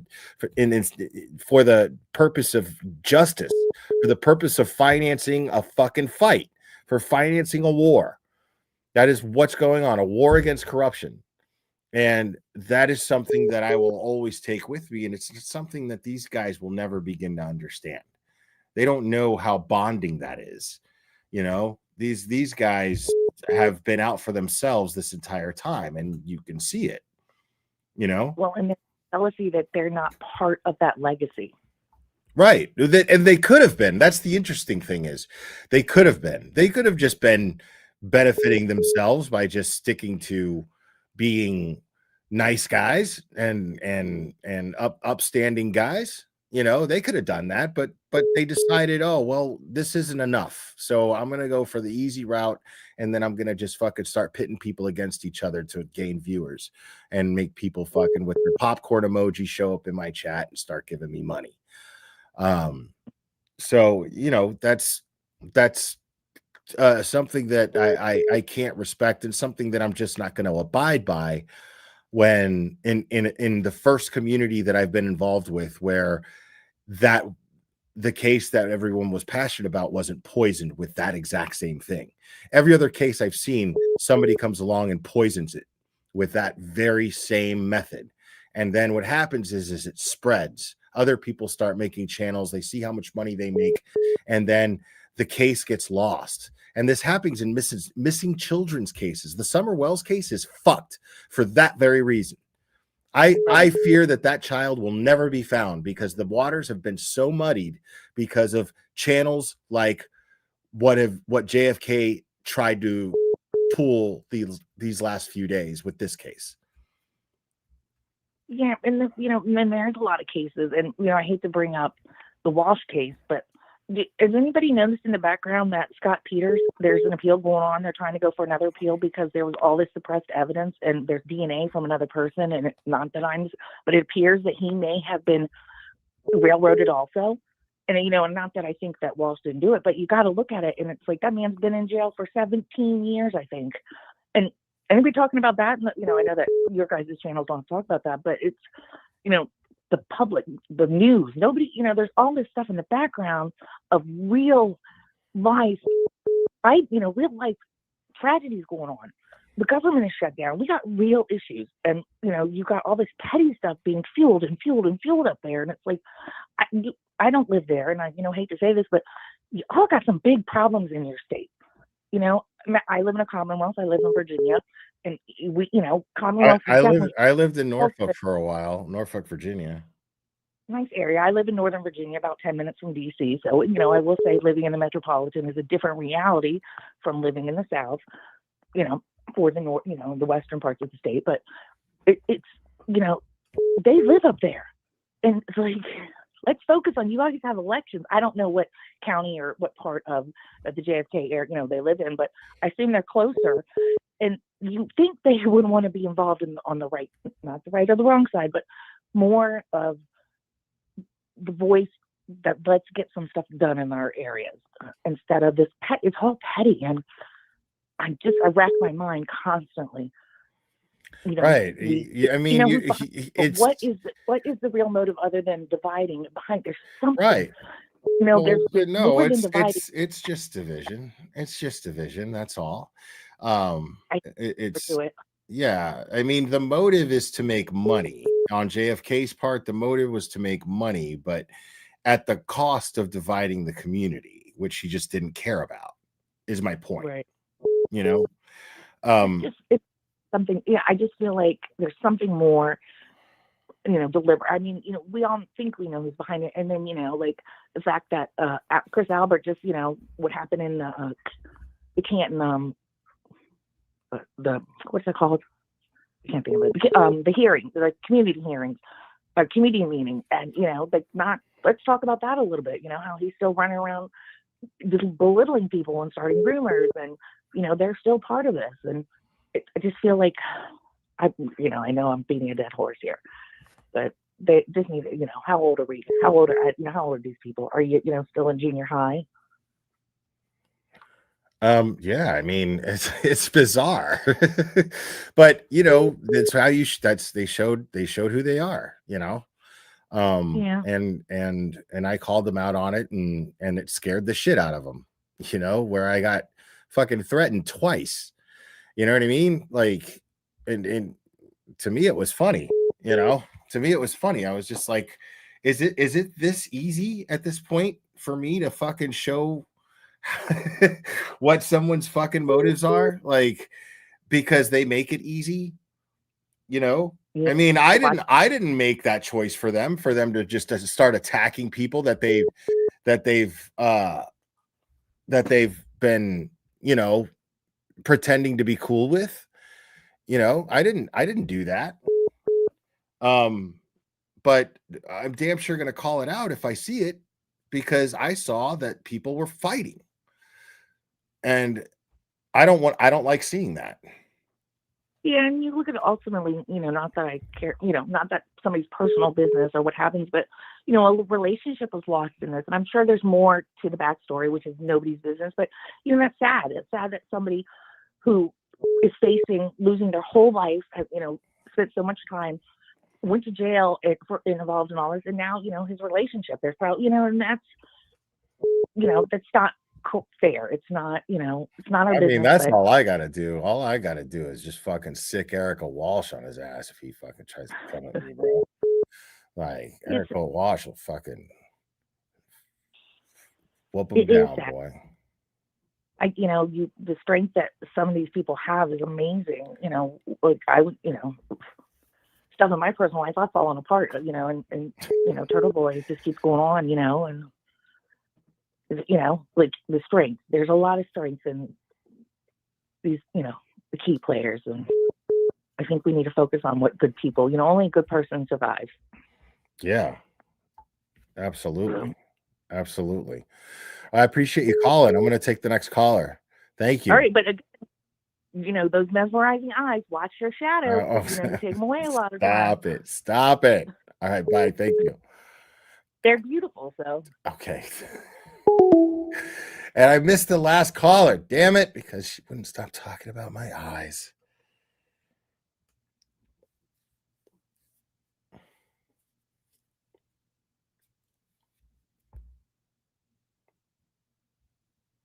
Yeah.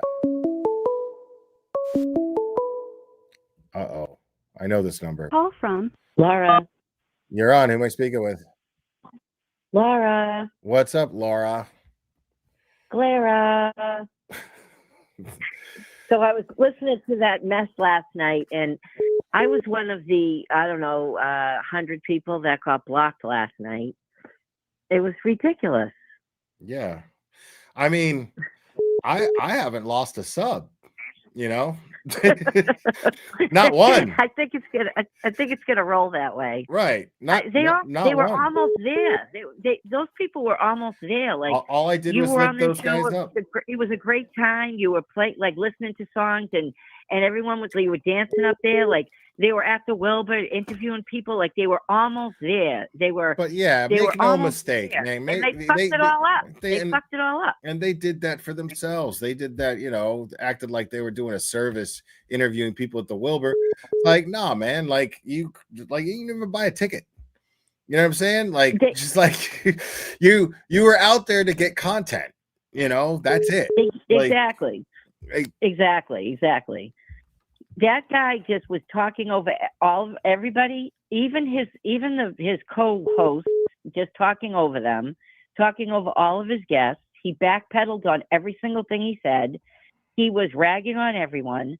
Then he backpedaled and said, "Oh no, I fixed everything. I cleared it up." Then you were asking to drop the link. Everyone in the chat was saying drop the link for you. Then they wouldn't drop the link. Cowardly Then shit. of course you got up. Then you got up there. Then everyone was like in defense, you know, supporting you. Of And course. I didn't then even he want to started link. I blocking. didn't even want to link at first. I didn't care. I know. And then I saw it. And then people in the chat were saying that I needed to apologize because these guys immediately got cocky because they got Nurse Kim and Turtle Boy to apologize to him for what? Like that's what that's what made me go. That's what made me go. Wait a minute, these motherfuckers are slick, dude. Like they got these two to apologize for something they don't even need to fucking apologize for. There's nothing to apologize for. The fuck? And they knew it. And they knew it. I can't speak for TB and Kim, of course, or any of you. I'm just someone watching this stuff, you know. But it seems to me, of course, I'm just guessing, that they were just kind of humoring them, to be honest with you, and just be like, yeah, I'm sorry. Let's just move on. I can't imagine that these people are going to run in the same circle as you folks. I don't see them sitting at the Capitol Grill with you. They could have. You know what I'm saying? I mean, come on. They could have. Dude, fucking Kelly Reed loves those guys, dude. You know what I mean? I don't know how she feels about them now. She's free to feel however she wants, but she's fucking back during the trials. You know, she would talk about them and how great they were. You know what I mean? Like they had the respect of everybody, dude. You know, and I think they lost it. I saw on their own, and I usually don't I'm not always in tons of comments. I'll put like a little salute thing and glare, and that's about it. And but then yesterday I did. I got all tied up in it. I must have made like 30 comments, and I don't put I didn't put all comments about recordings. I just don't do that kind of stuff. But I was making comments about JFK and stuff because I was just so infuriated that I got blocked because I've never gotten timed out on anyone's channel. It's ridiculous. So I was took it kind of personally. So I kind of was riled up. But even their own members were saying stuff like, you blocked me out. I'm your member. What's going on? Anyone that disagreed at all in the last few days, apparently. I don't know because I wasn't on the last few days. But they were saying even members were getting blocked out. He just could not hear it. He was he crazed. I don't know. Yeah, no, he was spiraling is what it was. I mean, that's all it was. Yes. He was having a fucking meltdown. He was just trying to act like he wasn't, but he was absolutely having a fucking meltdown last night. Yeah. I mean, the thing is like the most popular. Oh, sorry. Go ahead. The thing is me. You know, me and Nurse Kim did nothing but support them. You know what I mean? Like that's why it was so fucked up. It was just like, wait a minute, what are you guys doing? I'm like, a lot of it was just like trying to wrap our heads around it, and then I was just like, oh, this is deliberate. They're trying to stir shit up. They're trying to fucking definitely. You know what I mean? Yeah. This is fucking deliberate. They're trying to fucking. She was over there doing the Kev joking around the dancing thing. Then the night you were on dancing, they had way more people than they normally do, from what I understand. That night you were dancing. And then if you look back at their views, and honestly, I just did this only research just today because I was so going, what the hell's going on with these people? So normally I wouldn't know all this, but I clicked on you know how you click on popular videos? Well, their popular things are just like these last few from all this drama. So they clearly must have realized, oh, this is that's for the exactly more what views or whatever. happened. The first night, The first night they started talking about when he was sniping me that night, he was getting he had 900 something people in his chat, and they never have that many people. You know what I mean? Like, so they had to fucking. Yeah, we know they were watching you because we were on there and somebody was like, "They're watching you," and we're like, "Oh my god, they're watching." And you. I didn't say shit to them. You know what I'm saying? Like, Right. and my chat is blowing up, going, "Dude, JFK is streaming you and talking the house of shit. Like, what is going on?" And I was like, "I don't know what's going on, and I don't care what's going on." And I still fucking ignored it, and I still fucking went on with my stream. You know, and then the next night they have all of these fucking dudes on, you know, and like, and then the following night, you know, that second night they had all these fucking, you know, they were really fucking getting views because they had Flipperhead and all these idiots fucking going at each other's throats. And then the next night he gets Turtle Boy to jump up there, and he gets Nurse Kim to jump up there. And the thing is Nurse Kim and Turtle Boy's already got the whole fucking world, and I don't want to speak for him. I'm just speculating here that he's got the whole fucking world trying to fucking destroy him, dude. Like, he doesn't want beef with more people. He's going to try to avoid that all he can, dude. You know, and I understand that. I absolutely I think that's why he said something too. I think that's why, because you could tell, like, the way he said it, like he said something like, "All right, I'm sorry if I forget how he said it. Like, it was sorry just if like I blah blah blah." Like, he was kind of like, I don't know. I don't want to talk for him either, but it wasn't like, I don't know. Just listen back to it. He was like, "All right, I'm sorry." Oh, I'm if I not going to blah, blah, listen. blah." No, You know what I'm yeah, saying? I'm not going to listen to I don't want anything to talk they do for him, anymore. but whatever. But yeah, like, I'm just saying, I'm speculating, and I understand that. You know what I mean? Because there was nothing for him to Me too. apologize He's for. fighting He didn't. 105 years in jail. He doesn't want to He fight didn't- with clowns that are sitting in a car, make them pretend they're on a plane, playing songs. These guys have a good grift going. They need to get back in the car, playing the song. It's not. It's not even a good grift. It's not They even. got a good little thing going. It could have been good, but now it's all for what it was. All of that was obviously a prelude to what they've been doing the last few days. You know, It's just crazy. I don't know. It's crazy, but I'm glad that that you're open, that you're doing this tonight and just letting everybody just. And I'll be happy just not to hear that name again. And Yeah, 'cause I'll I don't happy wanna for be- you not to Right. spit it out of your mouth again. And I'll be happy not to hear it again. And I only Yeah. just clicked on at night because it was late at night. Like, I'm wicked happy you're on late at night because it's happening. Please go on late at And night. I didn't- don't know. I didn't- I'm rallying for the insomniacs. I didn't want to like say this is like, all right, this is the final shit that I got to say. And the fact is like the victim in this whole situation is the community. You know what I mean? So how am I not going to let people call in and say what they want to say one last time before I just fucking cut this fucking whole situation out from my content? You know? I think it's a good plan. I like the plan. I don't know about everybody else, but it seemed like folks in the chat, everyone kind of was like, yeah, this is a great idea. Speak your mind, spit it out, and that's it. That's how my family does it. You know what I mean? Like, you have we're Irish, you know what I mean? Everybody gets hammered on at Thanksgiving. We all fight and that's it. Okay, let's forget about it. Move on, next subject, and we don't ever talk about it again. I don't know. Yeah, It's probably dysfunctional, but it worked for us. Me, I just cut fucking poisonous motherfuckers out of my life. You know what I mean? Like, that's what I do. Well, that works as well. Right. Well, I don't want to use up the stream. I know tons of people are trying to get in, but listen, I just wanted to just speak my piece. Thank you for letting me speak. Unlike JFK, who cut me out and blocked me, just like millions of other people. Yeah. Hey, fucking men. Yeah, absolutely. Bye. All right. Thanks for Okay. calling. I appreciate it. Thanks, Clara. All right. Bye-bye. Bye. Call from You're on. Who am I speaking with?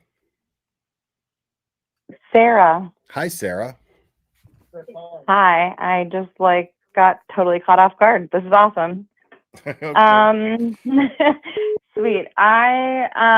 You probably don't remember because you met so many freaking people at the Wilbur, but I went searching for you and you were the last person I wanted to find. And I was so excited because you were really the only person I cared about finding. Wow. And that's coming from like an old school turtle rider. That's- Don't get me wrong, Aiden's awesome, but But I What mean, you I get what you're it's- saying because you've met him before, probably a bunch of times, and I get it. Honestly, no. Honestly, no. It's how you hold yourself. It's what you have for values. It's what I value. It's really hard to find people that align. Yeah. Okay. Well, Um, thank you. That's really nice, man. Thank you.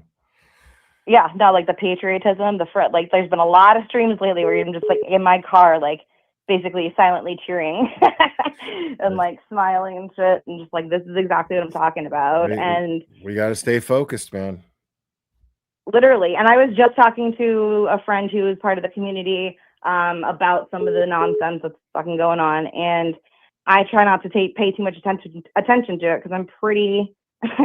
I work with people. I work in crisis work with humans. I know people pretty well. And it was obvious to me many streams ago at this point, within the last couple of weeks, how drama oriented it is and focused. And it wasn't even so much about the drama as it was the hypocritical, I'm open to opinions. And then as soon as somebody has one, it's just like tearing them down. You're not actually open to hearing it. You just want to tell people how you feel and what's right. And like, we don't make progress that way. So like that bothered me. And the thing is, man, it builds a fucking bond, you know, like we all have this common interest in an understanding of what's going to get it and what isn't, you know? And so like for instance, like last night, this dude, he tried to like, it was so petty and childish, but he was like trying to be like, oh my God, the Glare fucking snitched Turtle Boy out. See how he is. Don't go to jail with the Glare. Blah blah blah. You know what I mean? And that was so low in here because the thing is like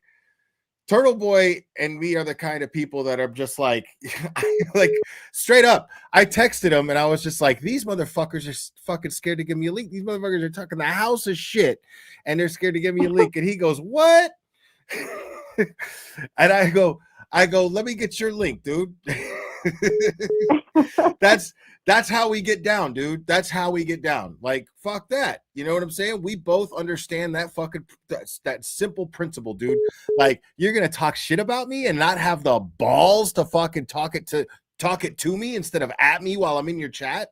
Like, you're gonna hide behind me being stuck in your chat. Dude. You know what I mean? Like, you know, so yeah, that was like Turtle Boy did not give a fuck about giving me that fucking link. You know what I'm saying? Like, because that's right. That's just common fucking shit, dude. Like, it's like, dude, if I'm fucking in a fight and dude pulls out a knife and my boy is right there, you don't think my boy is gonna throw me a knife so I can defend myself? Exactly. You know what I'm saying? Like, you know, regardless, he's like, oh, no. If this is gonna be fair, it's gonna be fair. You know what I'm saying? That's the kind of shit that I vibe with Turtle Boy about. Like, these motherfuckers don't get that shit. They don't get that shit.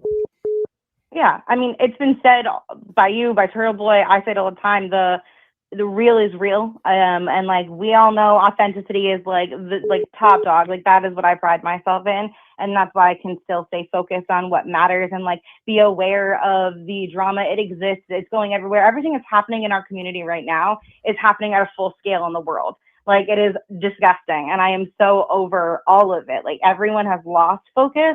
And it just like, it pains me. The empathy in me, it pains me.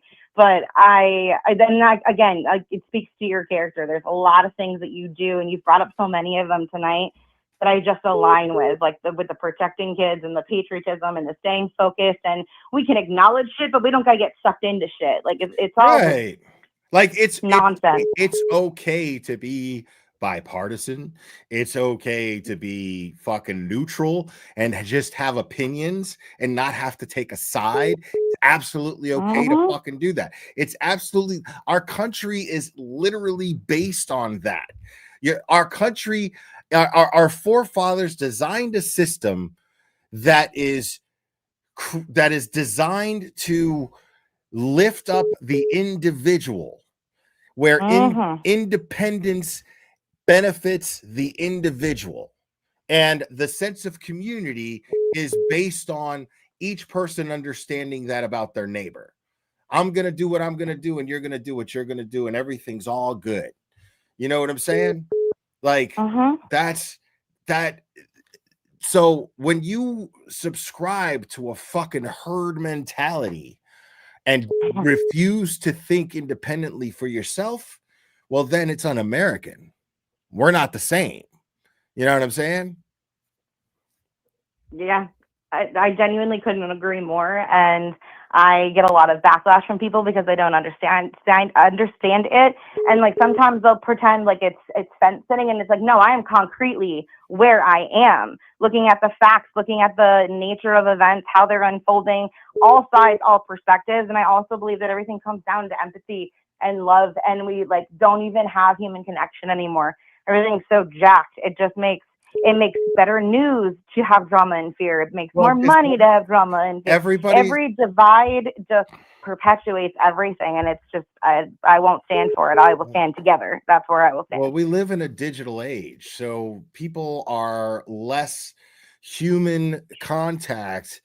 They're less human than they are actually avatars or names in your initials in your phone when you're texting someone, or you know what I mean. That's just the digital age we live in, where there's less human interaction in person and a lot more of it, and just flooding and overwhelming human interaction that's just digital and virtual, you know, and that's going to take a toll, and that toll is being taken right now.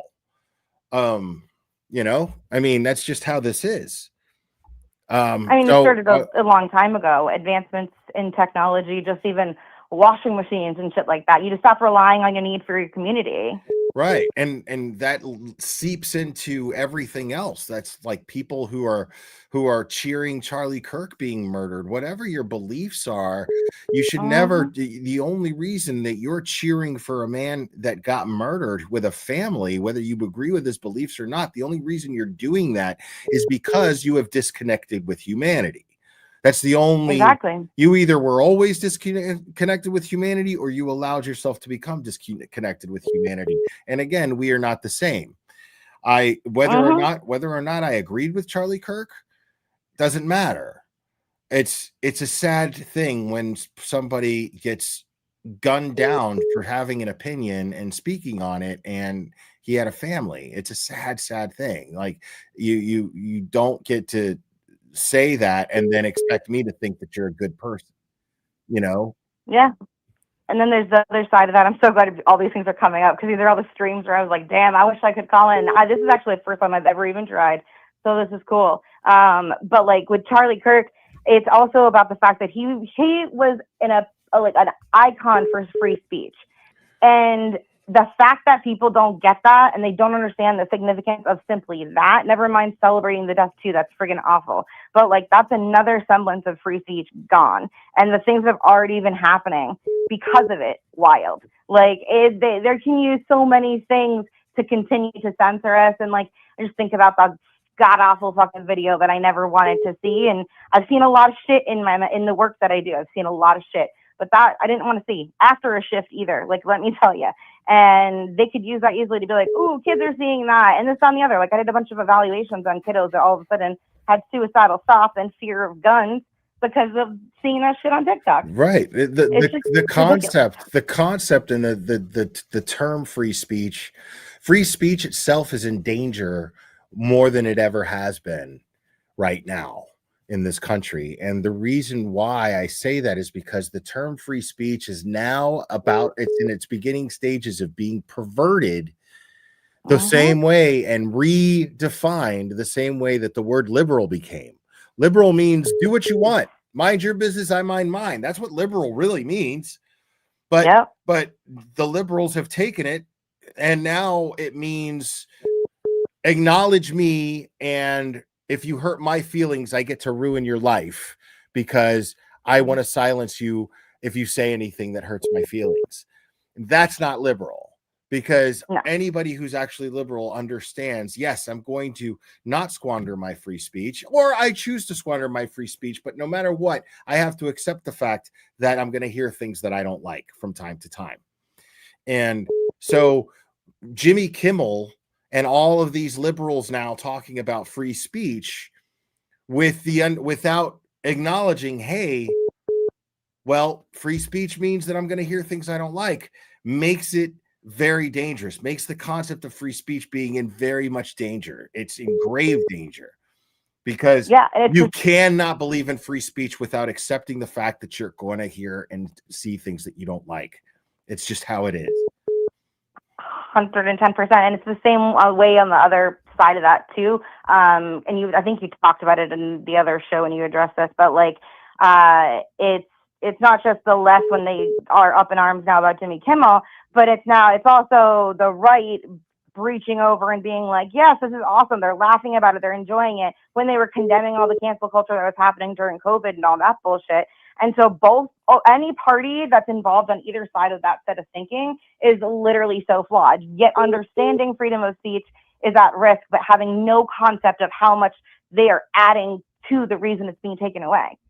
People are out there loud and proud. Yeah. I mean, and that's the thing is I support their freedom of speech, but they need to wake up. And if you call yourself woke, then woke means that you understand that I have freedom of speech too. And I'm going to say shit you don't like.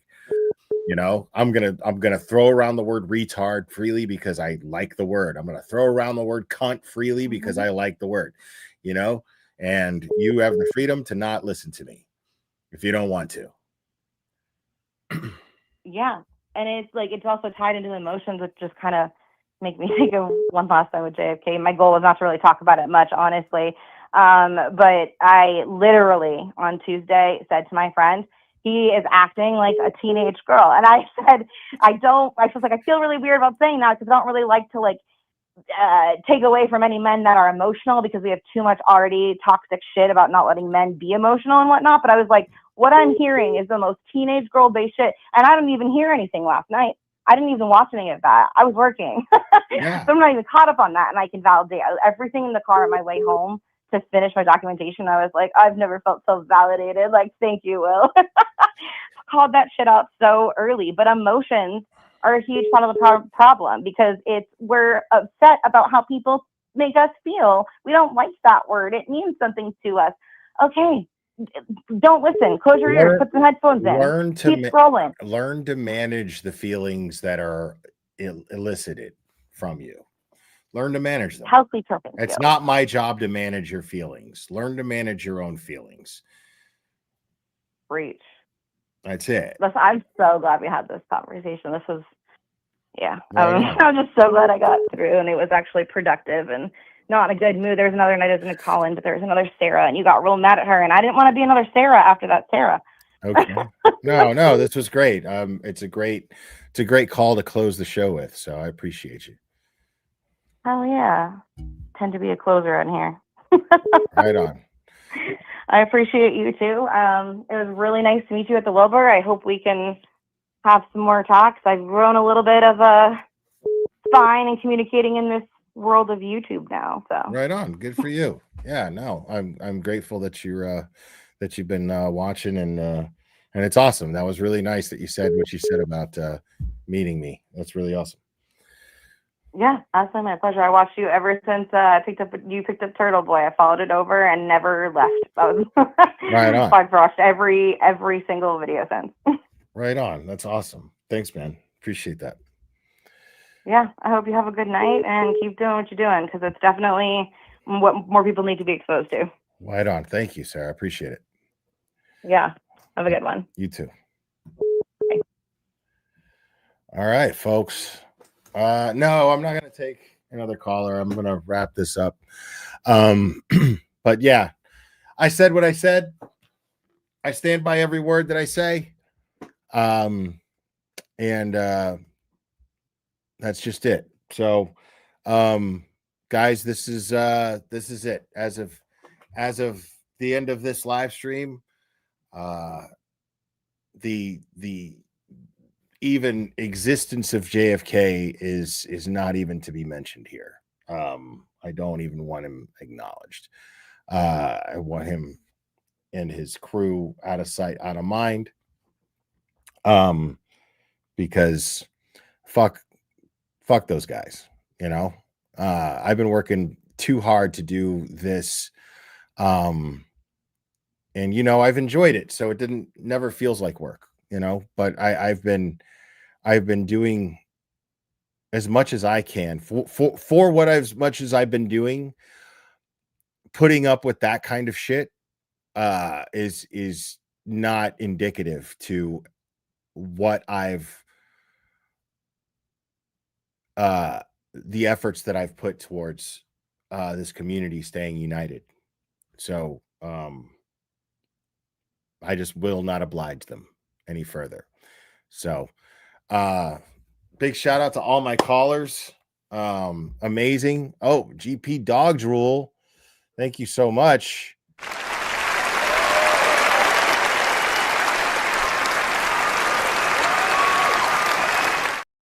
Gifted 10 memberships, man. Wow, thank you. So yeah. But I really appreciate you guys. You guys are amazing, man. Like, you guys really that mind-blowing, honestly.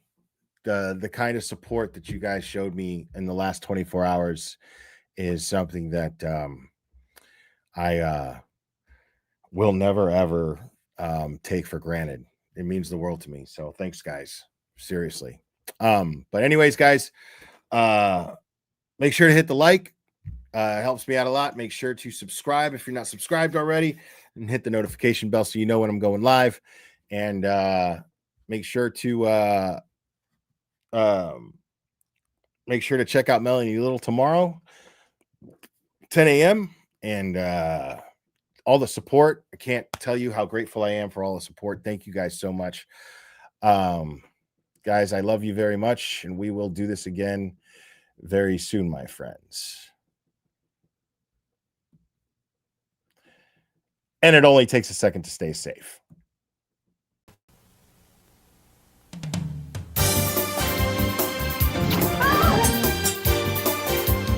Watch out!